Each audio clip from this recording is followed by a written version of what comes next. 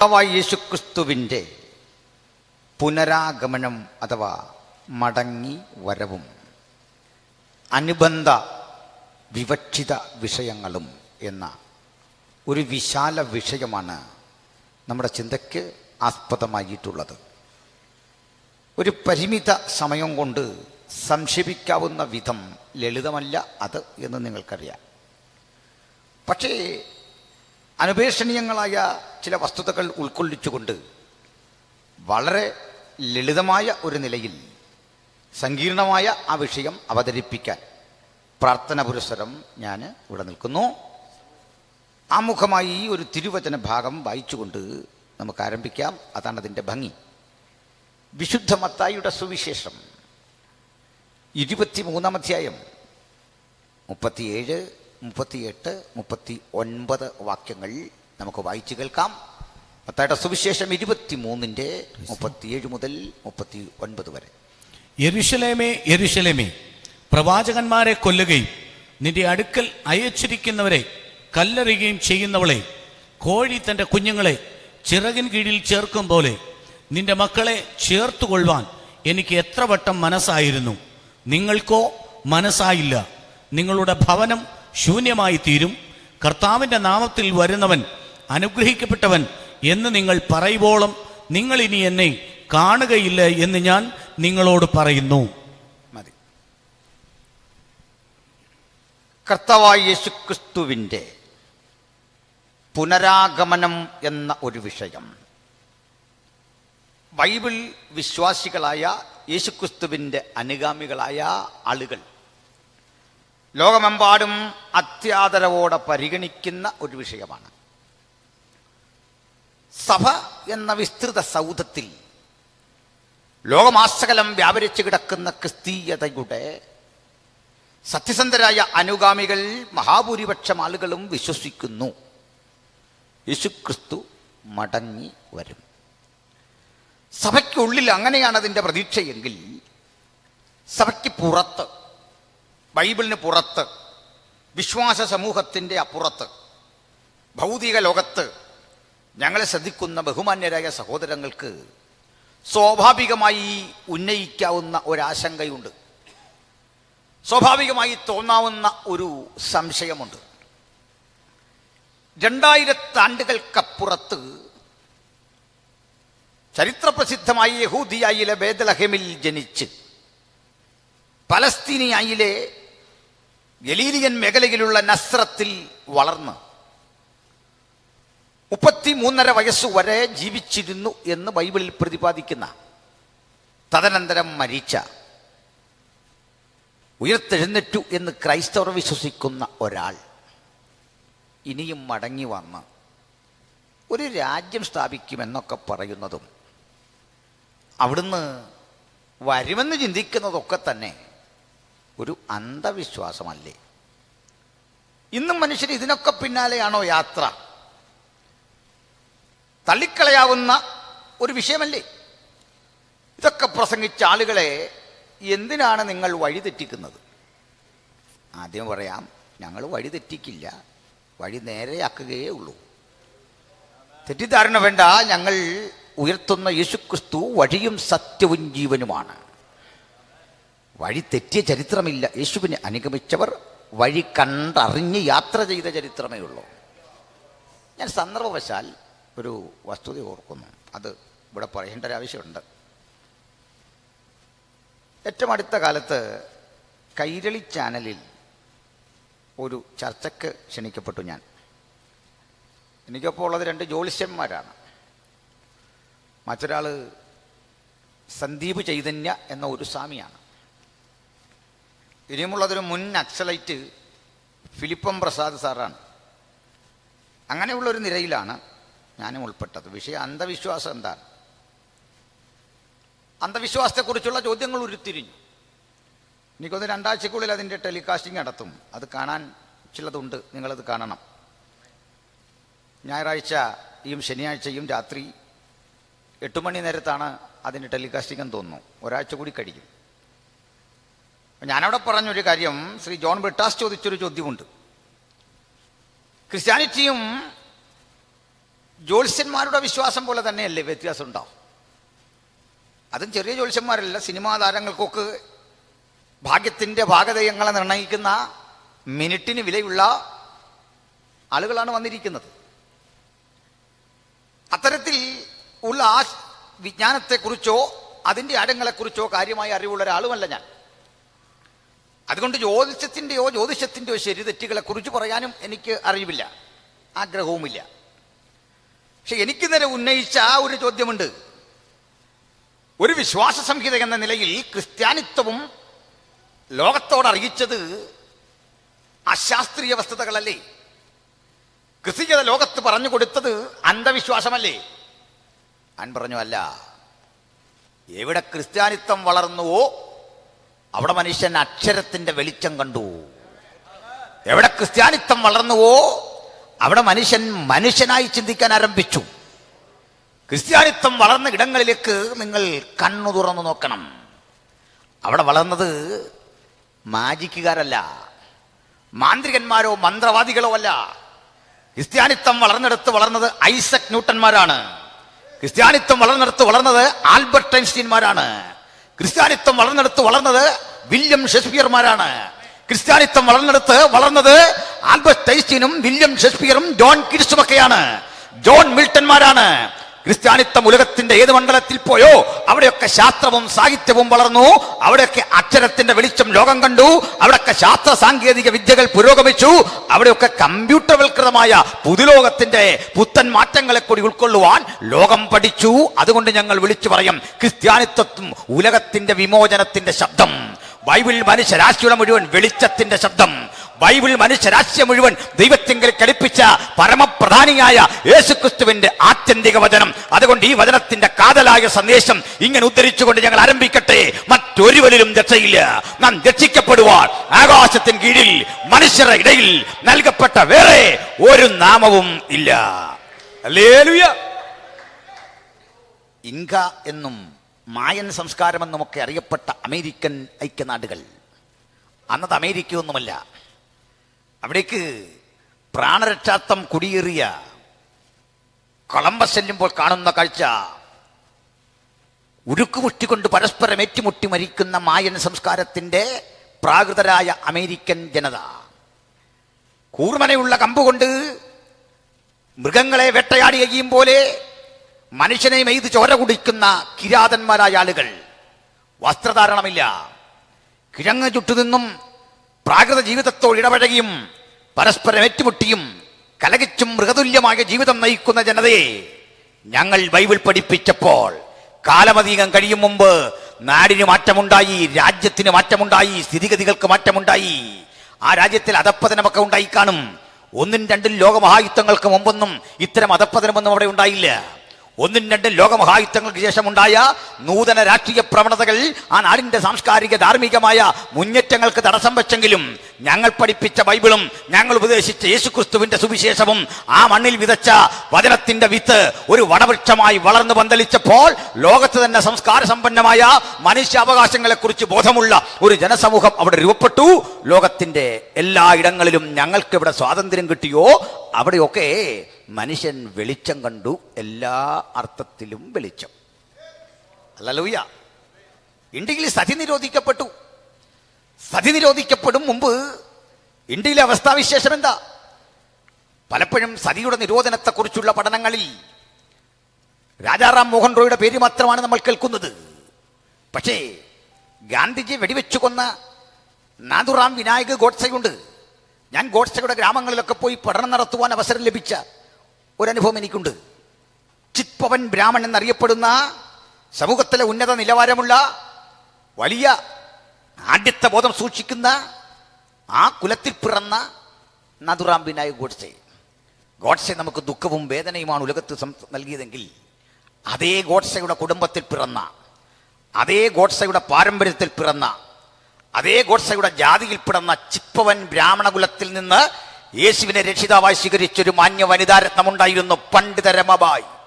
ആ പണ്ഡിത രമാബായിയാണ് ഇന്ത്യ മഹാരാജ്യത്തിൽ സതി നിരോധനത്തിന് വേണ്ടി അത്യധ്വാനം ചെയ്യുകയും യേശുക്രിസ്തു രക്ഷകനാണെന്നുള്ള ഉലക സത്യം, ആ പ്രപഞ്ച സത്യം ഉച്ചൈസ്തരം ഘോഷിക്കുകയും ചെയ്തുകൊണ്ട് നിരവധി സ്ത്രീകൾക്ക് പുനരധിവാസ കേന്ദ്രങ്ങൾ ഉണ്ടാക്കി കൊടുത്തുകൊണ്ട് ഇന്ത്യൻ സാംസ്കാരിക ചരിത്രത്തിൽ പുത്തൻ അധ്യായങ്ങൾ എഴുതി പിടിപ്പിച്ചത്. ചുരുക്കി പറഞ്ഞാൽ സുവിശേഷം അന്ധവിശ്വാസമല്ല. ഹല്ലേലൂയ. ഞാൻ ആ വഴി തന്നെ പോയാൽ നമ്മുടെ ഉള്ളടക്കത്തിലേക്ക് എത്താനാവില്ല. ഒറ്റ വാക്കിൽ പറയാം, ഞങ്ങൾ ദൈവത്തിൽ വിശ്വസിക്കുന്നു, അവൻ്റെ പരമാധികാരത്തിൽ വിശ്വസിക്കുന്നു. അതുകൊണ്ട് തന്നെ ഞങ്ങൾ പെന്തക്കോസ്ത് വിശ്വാസികൾ, ആ പേര് പറയുന്നതിൽ തെറ്റിദ്ധരിക്കേണ്ട. ശേഷം ക്രൈസ്തവ വിഭാഗങ്ങളിൽ നിന്ന് ഞങ്ങളെ വ്യത്യസ്തരാക്കുന്ന ഒട്ടേറെ ഘടകങ്ങളുണ്ട്. ക്രൈസ്തവ ലേബലൊട്ടിച്ച അനവധി പ്രസ്ഥാനങ്ങളും സ്ഥാപനങ്ങളും അതിൻ്റെ ചിന്തകന്മാരും അതിൻ്റെ പ്രാണേതാക്കളും ഞങ്ങളെ പേപ്പട്ടിയെപ്പോലെ വേട്ടയാടുന്ന അന്വസ്ഥാവിശേഷങ്ങളുണ്ട്. പക്ഷെ ഞങ്ങളുടെ വ്യതിരിക്തത എന്തെന്ന് ഈ ലോകം മനസ്സിലാക്കേണ്ടതുണ്ട്. എന്തിനാണ് ഞങ്ങൾ ആക്രമിക്കപ്പെടുന്നതെന്ന് മനസ്സിലാക്കേണ്ടതുണ്ട്. ഒരർത്ഥത്തിൽ പറഞ്ഞാൽ ഒരുപോലെ സുവിശേഷ നിഷേധികൾക്കും ഞങ്ങളുടെ സഹകാരികളായ ക്രൈസ്തവ സമൂഹത്തിനും ഞങ്ങൾ ശത്രുക്കളായി മാറുന്ന കാഴ്ച, എന്താണ് അതിൻ്റെ പിന്നിലെ സാങ്കത്യം, എന്താണ് അതിൻ്റെ പിന്നിലെ കാരണം, അതെന്ന് ബോധ്യപ്പെടേണ്ടതുണ്ട്. എൻ്റെ ബഹുമാന്യ സുഹൃത്തുക്കളെ, ക്രിസ്ത്യാനിത്വം ഒരു മതത്തിൻ്റെ പേരല്ല. ക്രിസ്ത്യാനിത്വം ഏതെങ്കിലും പാരമ്പര്യത്തിൻ്റെ പേരല്ല. ക്രിസ്ത്യാനിത്വം വാസ്തവത്തിൽ ഒരു ജീവിതചര്യയുടെ പേരാണ്, ഒരു ലൈഫ് സ്റ്റൈലിൻ്റെ പേരാണ്.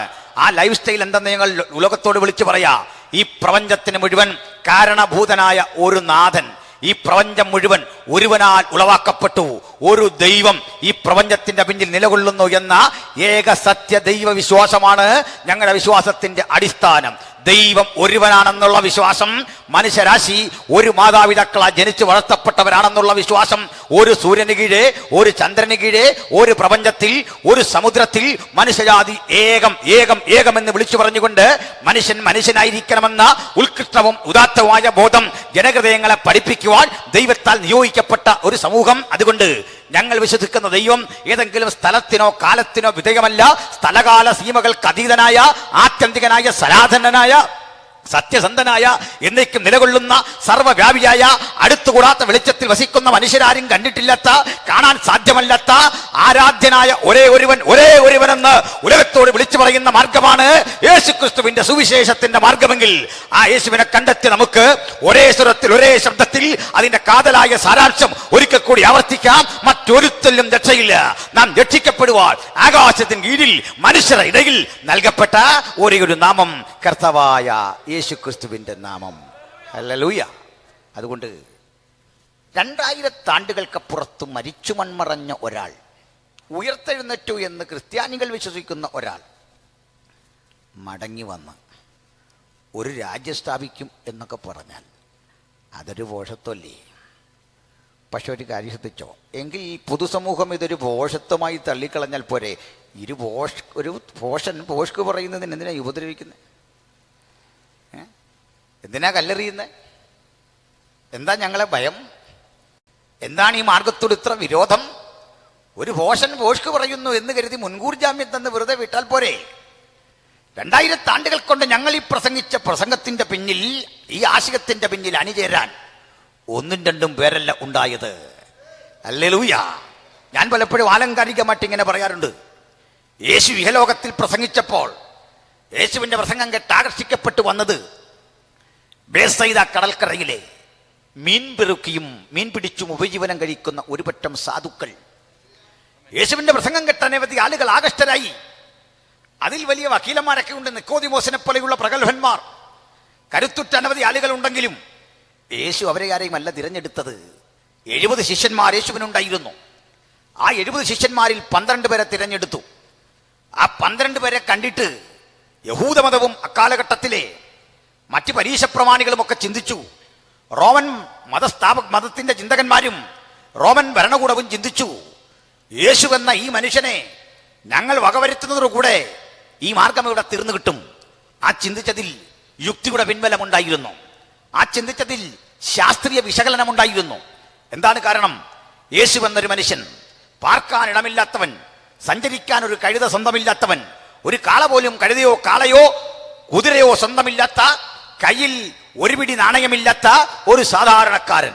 മാത്രമല്ല, അവൻ ഒരു പുസ്തകം എഴുതിയില്ല, അവൻ ഒരു പാട്ടെഴുതിയില്ല, അവൻ ഇഹലോകഘട്ടത്തിൽ കാണാൻ പാകത്തിനൊരു ഏതെങ്കിലും സ്ഥാപനം ഉണ്ടാക്കിയില്ല, ഒരു ഹെഡ് ക്വാർട്ടേഴ്സ് ഉണ്ടാക്കിയില്ല. മരത്തണലിൽ ആളുകളെ ഒരുമിച്ച് കൂട്ടി കടൽക്കരയിൽ ആളുകളെ ഒരുമിച്ച് കൂട്ടി കിട്ടുന്ന ഇടങ്ങളിലൊക്കെ നിന്നുകൊണ്ട് വരുവാനിരിക്കുന്ന ദൈവരാജ്യത്തെക്കുറിച്ച് പ്രസംഗിക്കുകയും അത്ഭുതങ്ങളാൽ, അടയാളങ്ങളാൽ, വീര്യപ്രവൃത്തികളാൽ തന്റെ വചനം ശരിയെന്ന് തെളിയിക്കുകയും ചെയ്ത ആ പ്രസംഗത്തിന്റെ പിന്നിൽ അധികമാളെ കിട്ടില്ല എന്ന് ലോകം നിശ്ചയിച്ചുറപ്പിച്ച് ക്രിസ്ത്യാനിത്വം അതിന്റെ ആ പഠനത്തിന്റെയും വിശകലനത്തിന്റെയും പ്രാഥമിക ഘട്ടത്തിൽ യേശു പ്രസംഗം തുടങ്ങി കഷ്ടിച്ച് 1000 ദിവസം പിന്നിട്ടില്ല. 1000 ദിവസം പിന്നിടും മുമ്പ് അവനെ തകർത്തുകൊണ്ട്, അവനെ കൊന്നു കൊലമരത്തിൽ തൂക്കിക്കൊണ്ട് ഉലകം വിളിച്ചു പറഞ്ഞു, ഞങ്ങൾ അവനെ കൊന്നു, ഞങ്ങൾ ഈ മാർഗത്തെ മുടിച്ചു, ഞങ്ങൾ ഈ നാമത്തെ നശിപ്പിച്ചു, ഇനി ഒരിക്കലും ഉയരാതെ വണ്ണം ഞങ്ങൾ ഇതിനെ നിഷ്പ്രഭമാക്കുമെന്ന് വെല്ലുവിളിച്ച സ്ഥാനത്ത് പ്രപഞ്ചത്തിന്റെ 5 വൻകരകളിലും പടർന്നു പന്തലിച്ചിരിക്കുന്ന അജയ്യമായൊരു നാമവും ഒരേ ഒരു വിഷയവും ഉണ്ടെങ്കിൽ അത് സനാതനായ യേശുക്രിസ്തുവിന്റെ സുവിശേഷമായതിന്റെ പിന്നിലെ ചേതോ വികാരമെന്തെന്ന് ഉലകമേ പഠിക്കുക, ഉലകമേ മനസ്സിലാക്കുക. ഞാൻ പറയും, അവൻ ഒരു പുസ്തകം എഴുതിയില്ല, പക്ഷെ ലോകത്തേറ്റവും അധികം പുസ്തകം എഴുതിയത് അവനെ കുറിച്ചായിരുന്നു. അവനൊരു പാട്ടെഴുതിയില്ല, ലോകത്തേറ്റവും അധികം പാട്ടുകൾ പിറവി കൊണ്ടത് അവനെ കുറിച്ചായിരുന്നു. അവൻ പാട്ടെഴുതിയില്ല, അവൻ പുസ്തകം എഴുതിയില്ല, അവൻ കൃതി രചിച്ചില്ല. ഉലകമാസകലം ഉദ്ഘോഷിക്കപ്പെടുന്ന ഒരൊറ്റ നാമമുണ്ടെങ്കിൽ അത് കർത്താവായ യേശുക്രിസ്തുവിന്റെ നാമമെങ്കിൽ ഈ കരീപ്ര നിവാസികളും ഇന്ന് രാത്രി യോഗം തിരുന്നതിനൊപ്പം ഈ മഹാസഖ്യത്തിന്റെ പിന്നിൽ, ഈ മഹാജനസമൂഹത്തിന്റെ പിന്നിൽ അണിനിരന്നുകൊണ്ട് യേശുവിനെ ഉയർത്താൻ ഒരു നിമിഷം ജീവിതത്തെ ഏൽപ്പിച്ചു കൊടുക്കുമെങ്കിൽ ഇതുവരെ അറിയാത്ത ജീവിതത്തിന്റെ സ്വാന്തനം, ഇതുവരെ അറിയാത്ത ജീവിതത്തിന്റെ മനോഹാരിതയും അതിന്റെ ലക്ഷ്യബോധമെന്തെന്ന് നിങ്ങളെ അനുഗ്രഹിക്കാൻ കഴിയുന്ന ഒരു യേശുവിനെ ഉയർത്തിക്കൊണ്ട് പറയാം, ഇവനെപ്പോലെ ആരാധ്യനായ, അവനെപ്പോലെ സ്വീകാര്യനായ ഒരു രക്ഷിതാവും ഉലകത്തിലില്ല. അതത്രേ സുവിശേഷത്തിന്റെ കാതൽ, അതിന്റെ ഉള്ളടക്കം. ഹല്ലേലൂയ. അപ്പോൾ ഈ കർത്താവ് യേശുക്രിസ്തു ആരാ? യേശുക്രിസ്തു എന്താണ് അവിടുത്തെ സവിശേഷത? യേശുവിനെ കുറിച്ച് ഇങ്ങനെ ഞങ്ങൾ പ്രസംഗിക്കാൻ കാരണമെന്ത്? അതൊക്കെ സവിസ്തരം പറയേണ്ടതുണ്ട്. പക്ഷെ നമുക്ക് നിയതമായ ഒരു വിഷയത്തെ കൂടി കേന്ദ്രീകരിച്ചുകൊണ്ട് വേണം നമ്മുടെ പഠനവും വിശകലനവും പുരോഗമിക്കാൻ. സന്തോഷമല്ലേ? സ്തോത്രം. അപ്പോൾ നമുക്ക് ആ വായനാഭാഗം കൂടി ഒന്ന് പരിശോധിച്ചു പോകാം. ഒന്നുകൂടി വായിക്കുന്നത് നമുക്ക് പ്രയോജനപ്പെട്ടും ഏവർക്കും വായിച്ചിട്ട്. യെരൂശലേമേ, യെരൂശലേമേ, പ്രവാചകന്മാരെ കൊല്ലുകയും നിന്റെ അടുക്കൽ അയച്ചിരിക്കുന്നവരെ കല്ലെറിയുകയും ചെയ്യുന്നവളെ, കോഴി തന്റെ കുഞ്ഞുങ്ങളെ ചിറകിൻ കീഴിൽ ചേർക്കും പോലെ നിന്റെ മക്കളെ ചേർത്തുകൊള്ളുവാൻ എനിക്ക് എത്ര വട്ടം മനസ്സായിരുന്നു, നിങ്ങൾക്കോ മനസ്സായില്ല. നിങ്ങളുടെ ഭവനം ശൂന്യമായി തീരും. കർത്താവിന്റെ നാമത്തിൽ വരുന്നവൻ അനുഗ്രഹിക്കപ്പെട്ടവൻ എന്ന് നിങ്ങൾ പറയുമ്പോളും നിങ്ങൾ ഇനി എന്നെ കാണുകയില്ല എന്ന് ഞാൻ നിങ്ങളോട് പറയുന്നു. മതി. ഈ വചനത്തിന്റെ ഉള്ളടക്കം ഇങ്ങനെയാണ്: യെരൂശലേമേ, യെരൂശലേമേ, പ്രവാചകന്മാരെ കൊല്ലുകയും നിന്റെ അടുക്കൽ അയച്ചിരിക്കുന്നവരെ കല്ലെറിയുകയും ചെയ്യുന്നവളെ, ഇതൊക്കെ നീ ചെയ്തിട്ടും കോഴി തൻ്റെ മക്കളെ മാറോട് ചുരുക്കും പോലെ, ചിറകടിയിൽ സൂക്ഷിക്കും പോലെ നിന്നെ ചേർത്ത് കൊള്ളുവാൻ എനിക്ക് എത്ര വട്ടം മനസ്സായിരുന്നു, നിനക്കോ മനസ്സായില്ല. അതുകൊണ്ട് ഞാൻ നിന്നെ വിട്ട് പോകുകയാണ്. അതൊരു തോൽവിയല്ലേ? പക്ഷെ യേശുവിനെക്കുറിച്ച് ഞങ്ങൾ എപ്പോഴും പറയും, ജീവിതത്തിൽ തോൽവി അറിയാത്തവൻ്റെ പേരാണ് യേശു. ഒരിക്കലും തോൽവി അറിയാത്തവൻ. അതുകൊണ്ടൊരു സന്ദേശം കൂടി പറയാം. പലവട്ടം തോറ്റു തുന്നം പാടിയവനും ജയിക്കാൻ നിന്റെ മുമ്പിൽ ഒരു അവസരം കർത്താവ് തന്നിട്ടുണ്ട്. ഹല്ലേലൂയ. ജീവിതത്തിൻ്റെ ഏത് തോൽവിയെയും അതിജീവിക്കാൻ കഴിയുന്ന ജയാളിയായ ദൈവപുത്രൻ ഇന്ന് നമ്മുടെ കൂടെ ഉണ്ടെങ്കിൽ, നാഥാ എനിക്ക് ജയിക്കണം. തൊട്ടതും പിടിച്ചതുമൊക്കെ പരാജയം, എവിടെ പോയാലും തോൽവി, ഒന്നിലും മുന്നേറാനാവാത്ത ജീവിതത്തിൻ്റെ തിരിച്ചടികൾ ഭ്രാന്തമായ ഒരനുഭവത്തിലേക്ക് തള്ളിയിട്ട് ഒരിക്കലും സന്തോഷമില്ലാത്ത ഇരുണ്ട ഹൃദയത്തോട് ഒരാളെങ്കിലും ഈ വചനം ശ്രദ്ധിക്കുന്നെങ്കിൽ പറയാം, ഈ വചനം നിങ്ങൾക്ക് വേണ്ടിയാണ്. നിന്നെ രക്ഷിക്കുന്ന യേശു ജയാളിയായവനോട് ചേർന്ന് നിൽക്ക്. ഒരു ജയം നിങ്ങൾക്കും അവൻ കരുതി വച്ചിട്ടുണ്ട്. ഇവിടെ ഇരിക്കുന്ന ആർക്കും പരാജയപ്പെട്ടു പോകാൻ ഇടവരാത്ത വിധം രക്ഷയ്ക്ക് കാരണഭൂതനായ യേശു ക്രിസ്തു ജയാളിയായി അരികിലുണ്ടെന്ന് ഓർക്കണം. യെരൂശലേം മഹാനഗരത്തെ നോക്കിയിട്ട് പറയുക, ഞാൻ പോവാ. പക്ഷെ പോയ ഞാൻ ഒരു ദിവസം ഇതുവഴി വരും. അന്ന് ഇന്നെന്നെ കല്ലെറിഞ്ഞോടിക്കുന്ന നിങ്ങൾ വിളിച്ചു പറയും, കർത്താവിൻ്റെ നാമത്തിൽ വരുന്നവൻ അനുഗ്രഹിക്കപ്പെട്ടവൻ അഥവാ വാഴ്ത്തപ്പെട്ടവൻ എന്ന് നിങ്ങൾ പറയുവോളം നിങ്ങൾ ഇനി എന്നെ കാണുക ഇല്ല. യേശു പറഞ്ഞു, അവിടുന്ന് പിരിയ. ഇതാണ് നമ്മുടെ വിശകലന വിഷയം. ശ്രദ്ധിക്കണം. എന്താണ് ഈ യെരൂശലേം? ഊർ എന്നും ഷാലോം എന്നുമുള്ള രണ്ട് എബ്രായ പദങ്ങളുടെ സമന്വയം ഊർ ഷാലോം. അതിൻ്റെ ഇംഗ്ലീഷ് ലിപ്യന്തരീകരണമാണ് ജെറൂസലേം. അതിനോട് ശരിയായി ചേർന്ന് നിൽക്കുന്നത് മലയാളത്തിലെ നമ്മുടെ ഉച്ചാരണമാണ്. എന്തെന്നാ? യെരൂശലേം. അല്ല, സായിപ്പ് പറഞ്ഞല്ല ശരി, നമ്മൾ പറഞ്ഞാണ് ശരി. മലയാളം ബൈബിളാണ് ഇംഗ്ലീഷ് ബൈബിളിനേക്കാൾ പരിഭാഷ കൊണ്ട് മൂലഭാഷയോട് നീതി പുലർത്തുന്നത്. ഞാൻ മലയാളം ബൈബിളിന് വേണ്ടി വാദിക്കുന്ന ഒരാളാണ് എല്ലാ സംവാദങ്ങളിലും. ഇംഗ്ലീഷിൽ ഇങ്ങനെയാന്ന് പറഞ്ഞാൽ ഞാൻ പറയും അങ്ങനെ കിടന്നോട്ട്. ബട്ട് മലയാളം ബൈബിൾ ഈസ് കൂടുതൽ കൂടുതൽ വസ്തുതാപരം. എന്തേ കാര്യം? അതുകൂടി ഒന്ന് തിരുത്തിപ്പോകാം. യേശു തൻ്റെ അരിമശിഷ്യനായ മത്തായിയെ വിളിച്ചത് മത്തായി എന്നാണ്, അല്ലാതെ മാത്യു എന്നല്ല. മത്തായി കേട്ടല്ലോ. യോഹന്നാനെ വിളിച്ചു യുഹാന, ഇംഗ്ലീഷുകാരൻ വിളിച്ചു ജോൺ. ഒരു ബന്ധമില്ലാത്ത പേരാണ്. യാക്കോബിനെ വിളിച്ചു യാക്കൂബ്, നമ്മൾ വിളിച്ചു യാക്കോബ്. പിന്നെ ഇംഗ്ലീഷുകാരൻ വിളിച്ചു ജേക്കബ്, ചിലർ ജെയിംസ് എന്നും വിളിച്ചു. പോട്ടെ, ഒരു ബന്ധമില്ല. ഇതൊക്കെ പോട്ടെ, വലിയൊരു തെറ്റുണ്ട്. നമ്മുടെ കർത്താവിൻ്റെ ശരി പേരെന്താണ്?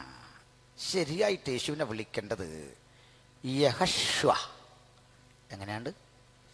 യഹശ്വ, യാഹ്വേ, യാശ്വ.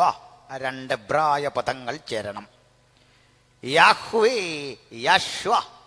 യഹോവ രക്ഷിക്കുന്നു എന്നർത്ഥം. യഹോവ രക്ഷകൻ. മനസ്സിലായോ? അതിനോട് ചേർന്ന് നിൽക്കുന്ന പ്രയോഗം യേശു. കുറെ കൂടി കൃത്യതയോടെ പറയുന്ന നമ്മുടെ കുഞ്ഞുങ്ങളാണ് യേശു. അങ്ങനെ പറയുന്ന കുഞ്ഞുങ്ങളെ കണ്ടിട്ട് നമ്മൾ പറയും കുഞ്ഞെ അങ്ങനെ പറയരുത് യേശു. നമ്മളെ തെറ്റ് ചെയ്യുന്നത്. അതിനകർത്ത പറഞ്ഞ് തിരിഞ്ഞ് ശിശുക്കളെപ്പോലെ നമ്മളാകണം. യേശു, അതാണ് ശരി. യശ്വ. ഇതുമായിട്ടൊന്നും ഒരു ബന്ധവുമില്ലാത്ത ഒരു പ്രയോഗം സായിപ്പിട്ടു കർത്താവിന്. ജീസസ്. നമ്മൾ തന്നെ കണ്ടിട്ട് വല്ലാതെ ആത്മനിറവ് ഉണ്ടെന്നൊക്കെ പറയുന്ന ചില ആളുകൾ ആത്മാവിൽ ആരാധിക്കുമ്പോൾ ഓ ജീസസ് എന്ന് പറയുന്നത് കണ്ടു. വണ്ടിക്കും ആൾക്കാർ ഈ പേരിട്ടു ജീസസ് എന്ന്. കൂടുതൽ ഈ റാന്നി വഴിയൊക്കെ പോകുമ്പോഴാണ് ജീസസ് എന്നുള്ള പേര് ഒത്തിരി കേൾക്കുന്നത്. ഒരുപക്ഷെ ക്രൈസ്തവ സമൂഹം ഒത്തിരി ഉള്ളതുകൊണ്ട് ആരാണ്ട് ഭാഗ്യം പരീക്ഷിച്ച് വണ്ടിക്കിട്ട പേരാകണം ജീസസ്. ആ പേരിട്ട കളക്ഷൻ കൂടുതൽ കിട്ടുമെന്നൊക്കെ തോന്നിക്കാണും. പക്ഷെ എപ്പോൾ ഈ റാന്നി നിന്നാലും കേൾക്കാൻ ജീസസ് സ്റ്റാൻഡ് വിട്ടു പോകണം.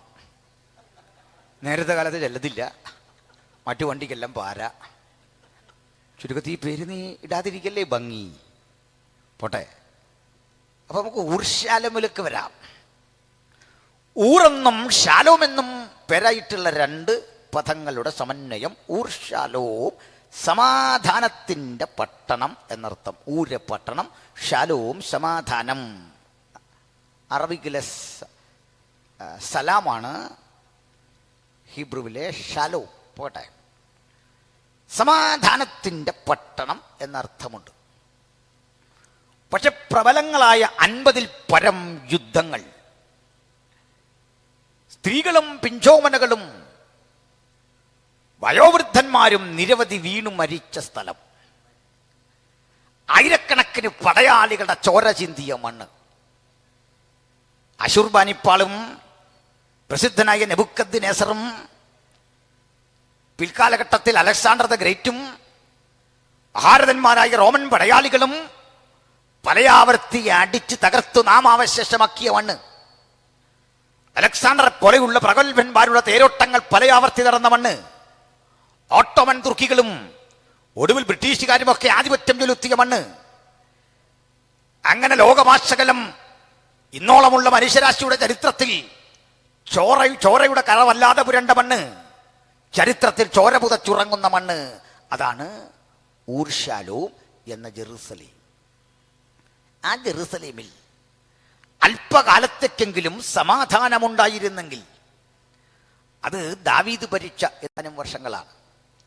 പിന്നെ സമാധാനം എന്തെന്ന് അവരറിഞ്ഞിട്ടില്ല, എന്നും യുദ്ധമാണ്. ഞാൻ പ്രസംഗിക്കുന്ന രാത്രിയിലും ആ നാടിൻ്റെ സ്ഥിതിവിശേഷം വ്യത്യസ്തമല്ല.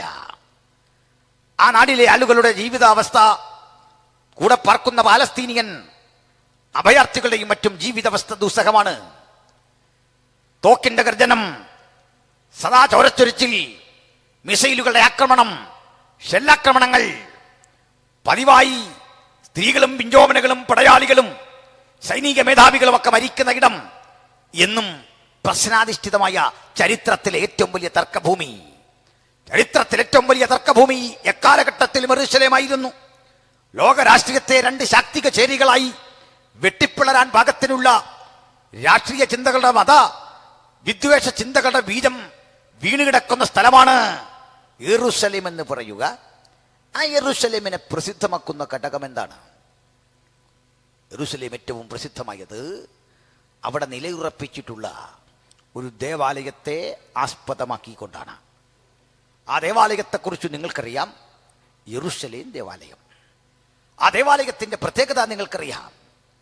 സെമിറ്റിക് മതങ്ങളെന്ന് ലോകം വിളിക്കുന്ന, ഏക ദൈവത്തെക്കുറിച്ച് പ്രതിപാദിക്കുന്ന, വിഗ്രഹാരാധന ഇല്ലാത്ത ഒരു ദൈവം ലോകത്തെ പഠിപ്പിക്കുന്ന, അതിൻ്റെ മുഴുവൻ പ്രധാനപ്പെട്ട വേരുകൾ ആണ്ടുകിടക്കുന്ന യഹൂദമതത്തിന്റെ ദേവാലയമായിരുന്നു യെരൂശലേമിലെ ദേവാലയം.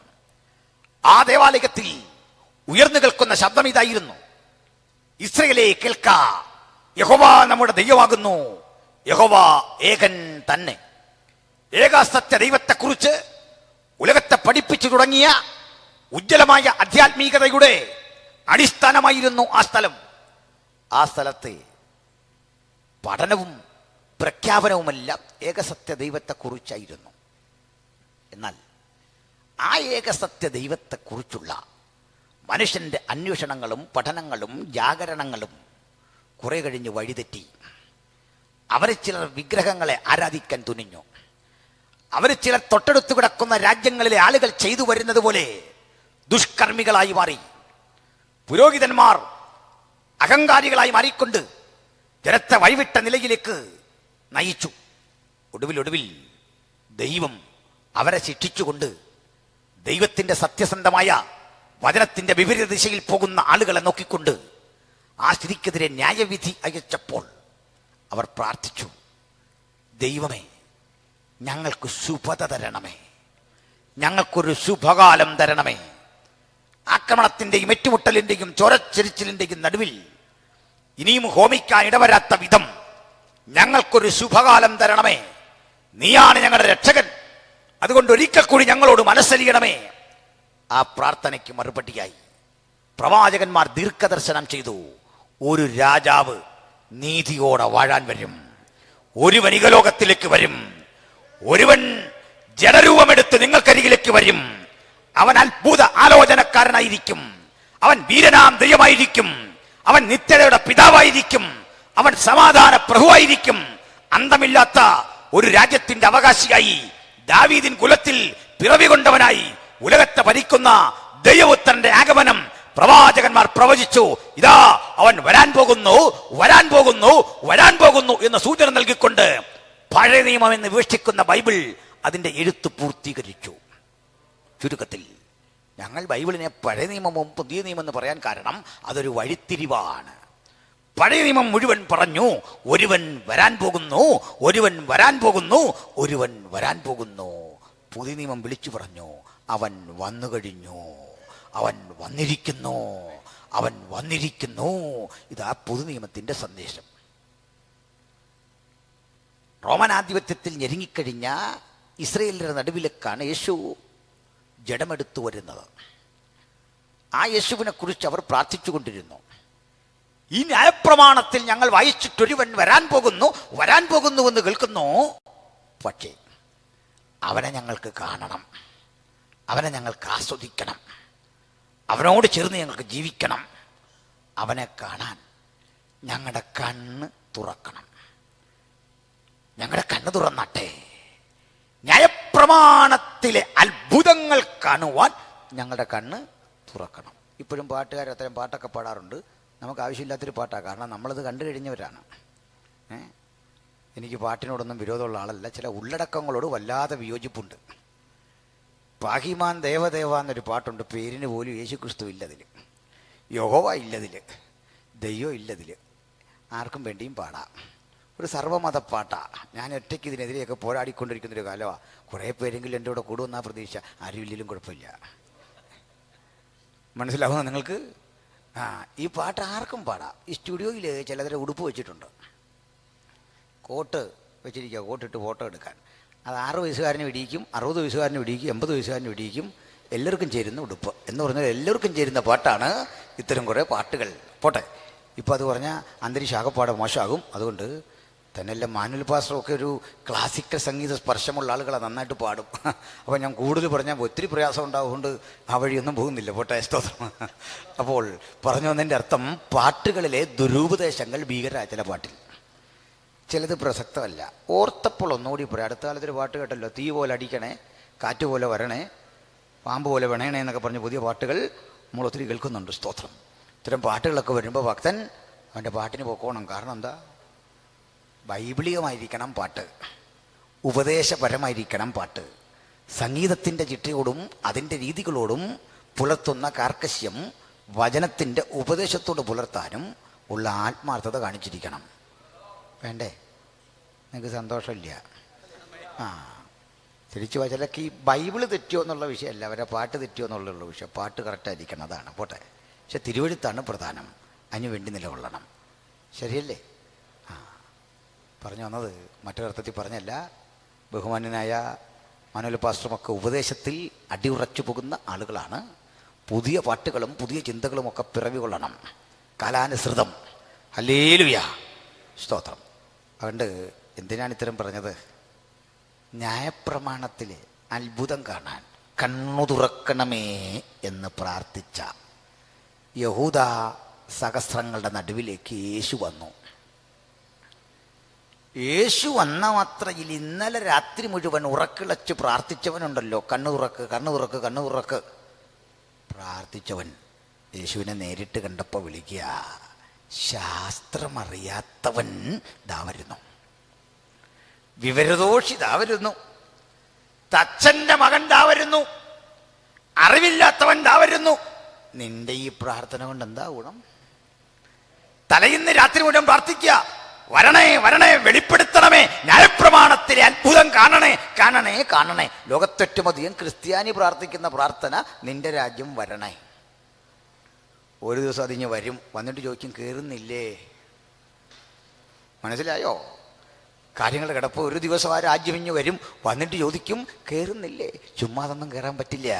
നീ വീണ്ടും ജനിച്ചില്ല എങ്കിൽ, മാനസാന്തരപ്പെട്ടില്ലെങ്കിൽ, യേശുവിനെ ഉൾക്കൊള്ളുന്നില്ലെങ്കിൽ, നിമജ്ജന സ്നാനം കൈക്കൊള്ളുന്നില്ലെങ്കിൽ, ആത്മനിറവിനെ അംഗീകരിക്കുന്നില്ലെങ്കിൽ, പരിശുദ്ധാത്മ പ്രവൃത്തിക്ക് ജീവിതം ഏൽപ്പിക്കുന്നില്ലെങ്കിൽ, അത്ഭുതങ്ങൾ, അടയാളങ്ങൾ, വീരപ്രവൃത്തികൾ 2000 ആണ്ടുകൾക്കപ്പുറത്ത് അവൻ എന്ത് ചെയ്തുവോ അതേ ശക്തിയോടെ, അതേ കൃപയോടെ, അതേ നിറവോടെ ഇന്നും അവൻ പ്രവർത്തിക്കുമെന്ന് വിശ്വസിക്കുന്നില്ലെങ്കിൽ ആ ദൈവരാജ്യത്തിന്റെ ഗന്ധം പോലും കിട്ടില്ല. കാരണം ആ ദൈവരാജ്യം ശക്തിയിലത്രേ ആകുന്നു. ഹല്ലേലൂയ.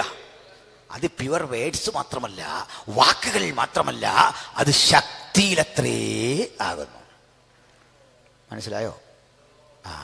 അപ്പോൾ ഇവറ്റകൾ ഇങ്ങനെ ആക്ഷേപിച്ചപ്പോൾ ഒരാലയത്തിൻ്റെ മഹത്വം എന്താ?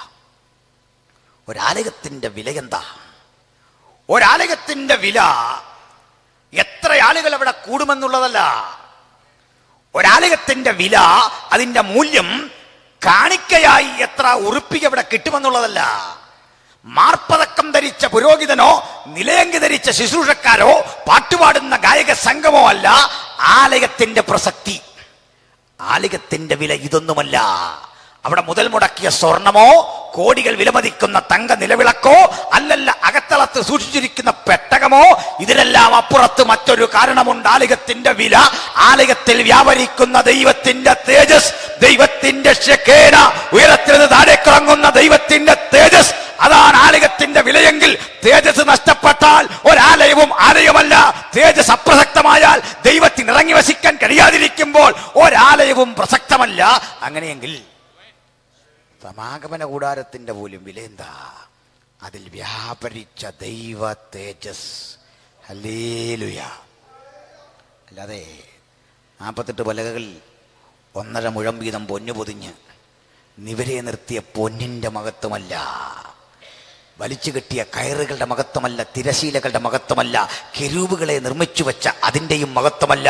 അതിൽ വ്യാപരിക്കുന്ന ദൈവത്തിന്റെ തേജസ്. പകൽ മേഘസ്തംഭമായി, രാത്രി അഗ്നിത്തൂണായി വഴി നടത്തുന്ന യഹോവേ, അനേകായിരമായ നിന്റെ ജനത്തിന്റെ മധ്യത്തിലേക്ക് ഇറങ്ങി വസിക്കണമേ, യഹോവേ എഴുന്നള്ളണമേ എന്ന് പ്രാർത്ഥിക്കുമ്പോൾ നമ്മുടെ മധ്യത്തിൽ വ്യാപരിക്കുന്ന ദൈവത്തിന്റെ സാന്നിധ്യമാണ് ആലയത്തെ ആലയമാക്കുന്ന ഘടകം. അല്ലെങ്കിൽ അംബാനി നോക്കിയാലും പണിയാ, സമാന കൂടാതെ 1000 എണ്ണം, കാശ് മതി. മനസ്സിലാകുന്നോ? അംബാനിയും യൂസഫ് അലിയൊക്കെ നോക്കിയാൽ എത്ര ജെറുസലേം ദേവാലയം പണിയാം. ബിൽഗേറ്റ്സ് നോക്കിയാലും പണിയാം. ശരിയല്ലേ? പക്ഷേ ബിൽഗേറ്റ്സ്, അംബാനി, സൂചിമനെ തപസിരുന്നാലും തേജസ് ഇറക്കാൻ നിന്റെ പണം പോരാ, നിന്റെ പാരമ്പര്യം പോരാ, നിന്റെ കഴിവ് പോരാ.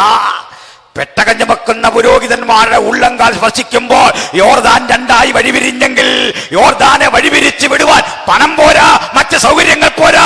പ്രാർത്ഥിക്കുന്നവൻ, ആത്മനിറവുള്ളവൻ, ദൈവത്തെ കാത്തിരിക്കുന്നവൻ, ഞാനോ നീതിയിൽ നിന്റെ മുഖം കാണും, ഞാൻ ഉണരുമ്പോൾ നിന്റെ രൂപം കണ്ടു തൃപ്തനാകും. ദൈവ സാന്നിധ്യം കാണാൻ ആഗ്രഹിക്കുന്നവർക്ക് വേണ്ടിയാണ് ആ സാന്നിധ്യം ഇറങ്ങി വസിക്കുന്നത്. അല്ലല്ലോയ്യ. അപ്പോൾ ന്യായപ്രമാണത്തിന്റെ പൊരുളായവൻ വന്നപ്പോൾ ഇവറ്റകൾ പറയുക, നിന്നെ ഞങ്ങൾക്ക് വേണ്ട. യേശു പറഞ്ഞു, വേണ്ടെങ്കിൽ വേണ്ട, ഞാൻ ദേ പോകുന്നു എന്നോർത്ത് അനുഭവിക്കേണ്ട. കാരണം എൻ്റെ ആടുകൾ എൻ്റെ ശബ്ദം കേൾക്കും, അവ എന്നെ തിരിച്ചറിയും.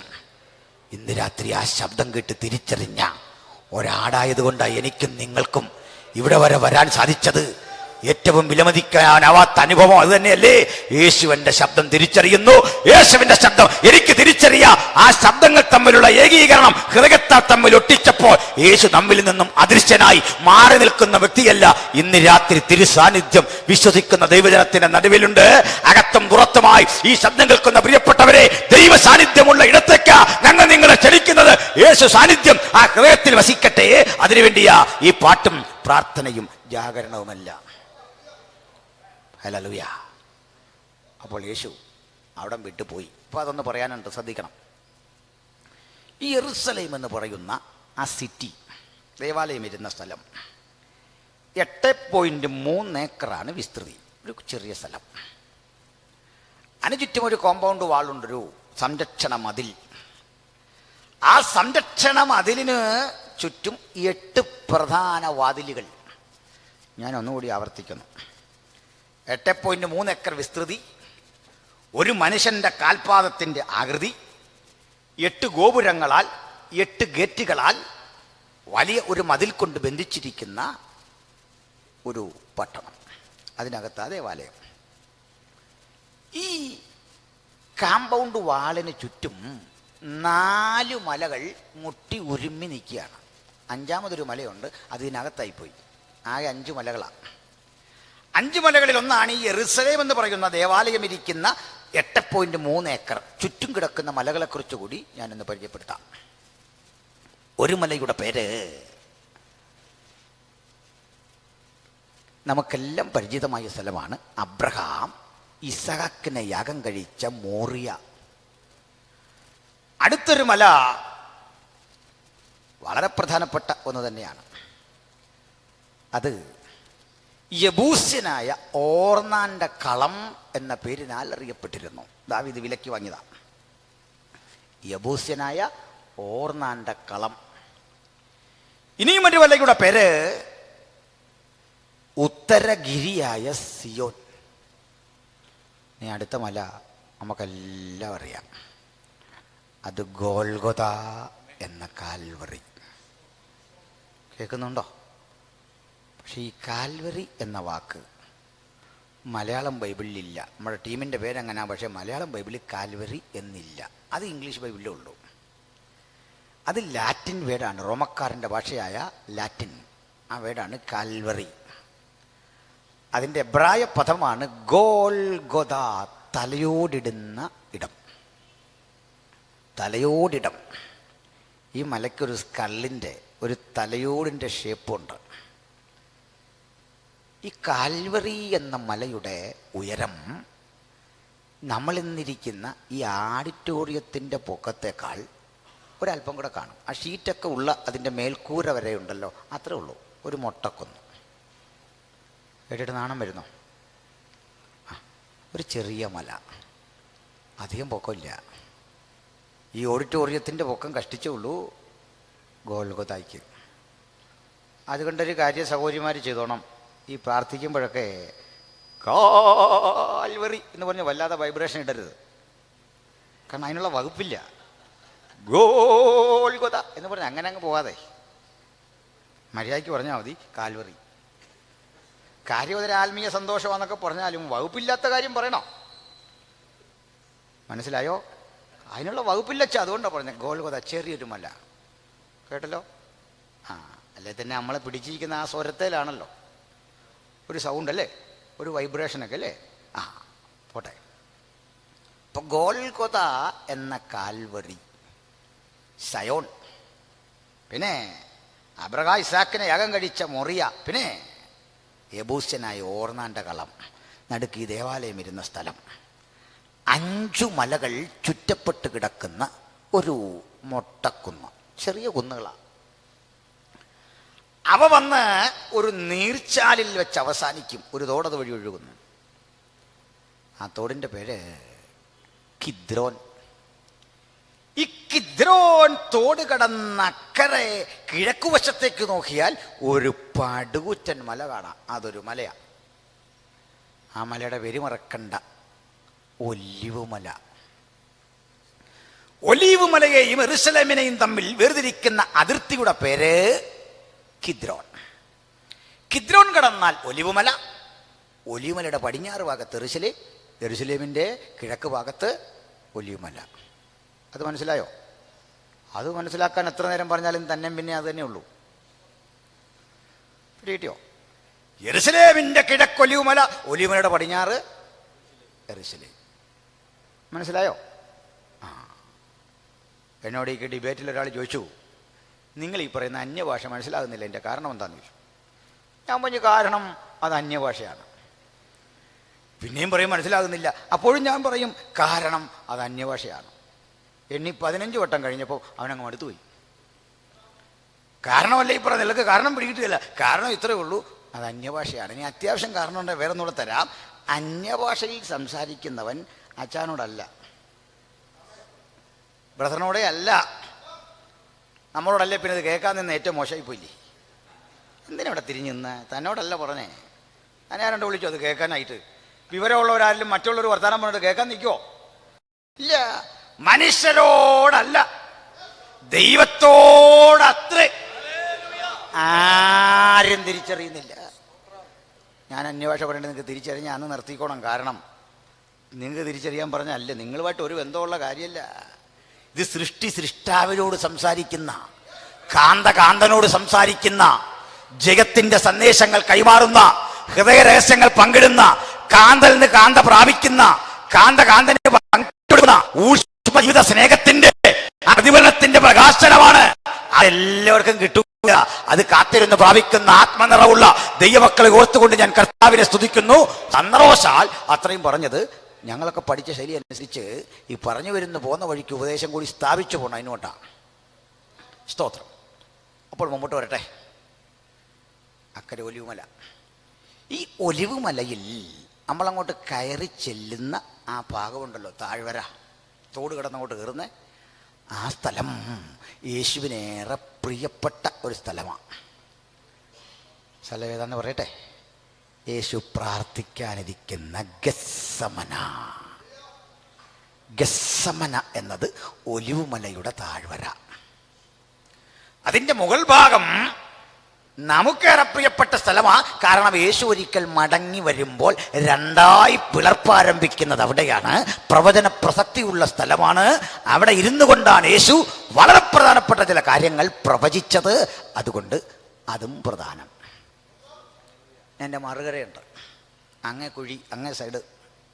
ഗെസ്സമനയിലെ ഓപ്പോസിറ്റ് ഭാഗമുണ്ടല്ലോ, അത് യേശുവിനേറെ പ്രിയപ്പെട്ട സ്ഥലമാണ്.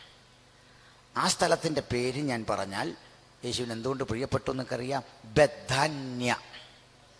യേശുവിന് പ്രിയപ്പെട്ടൊരു വീട് അവിടെ ഉണ്ട്. ആരുടെ വീടാ? ലാസറിൻ്റെ വീട്.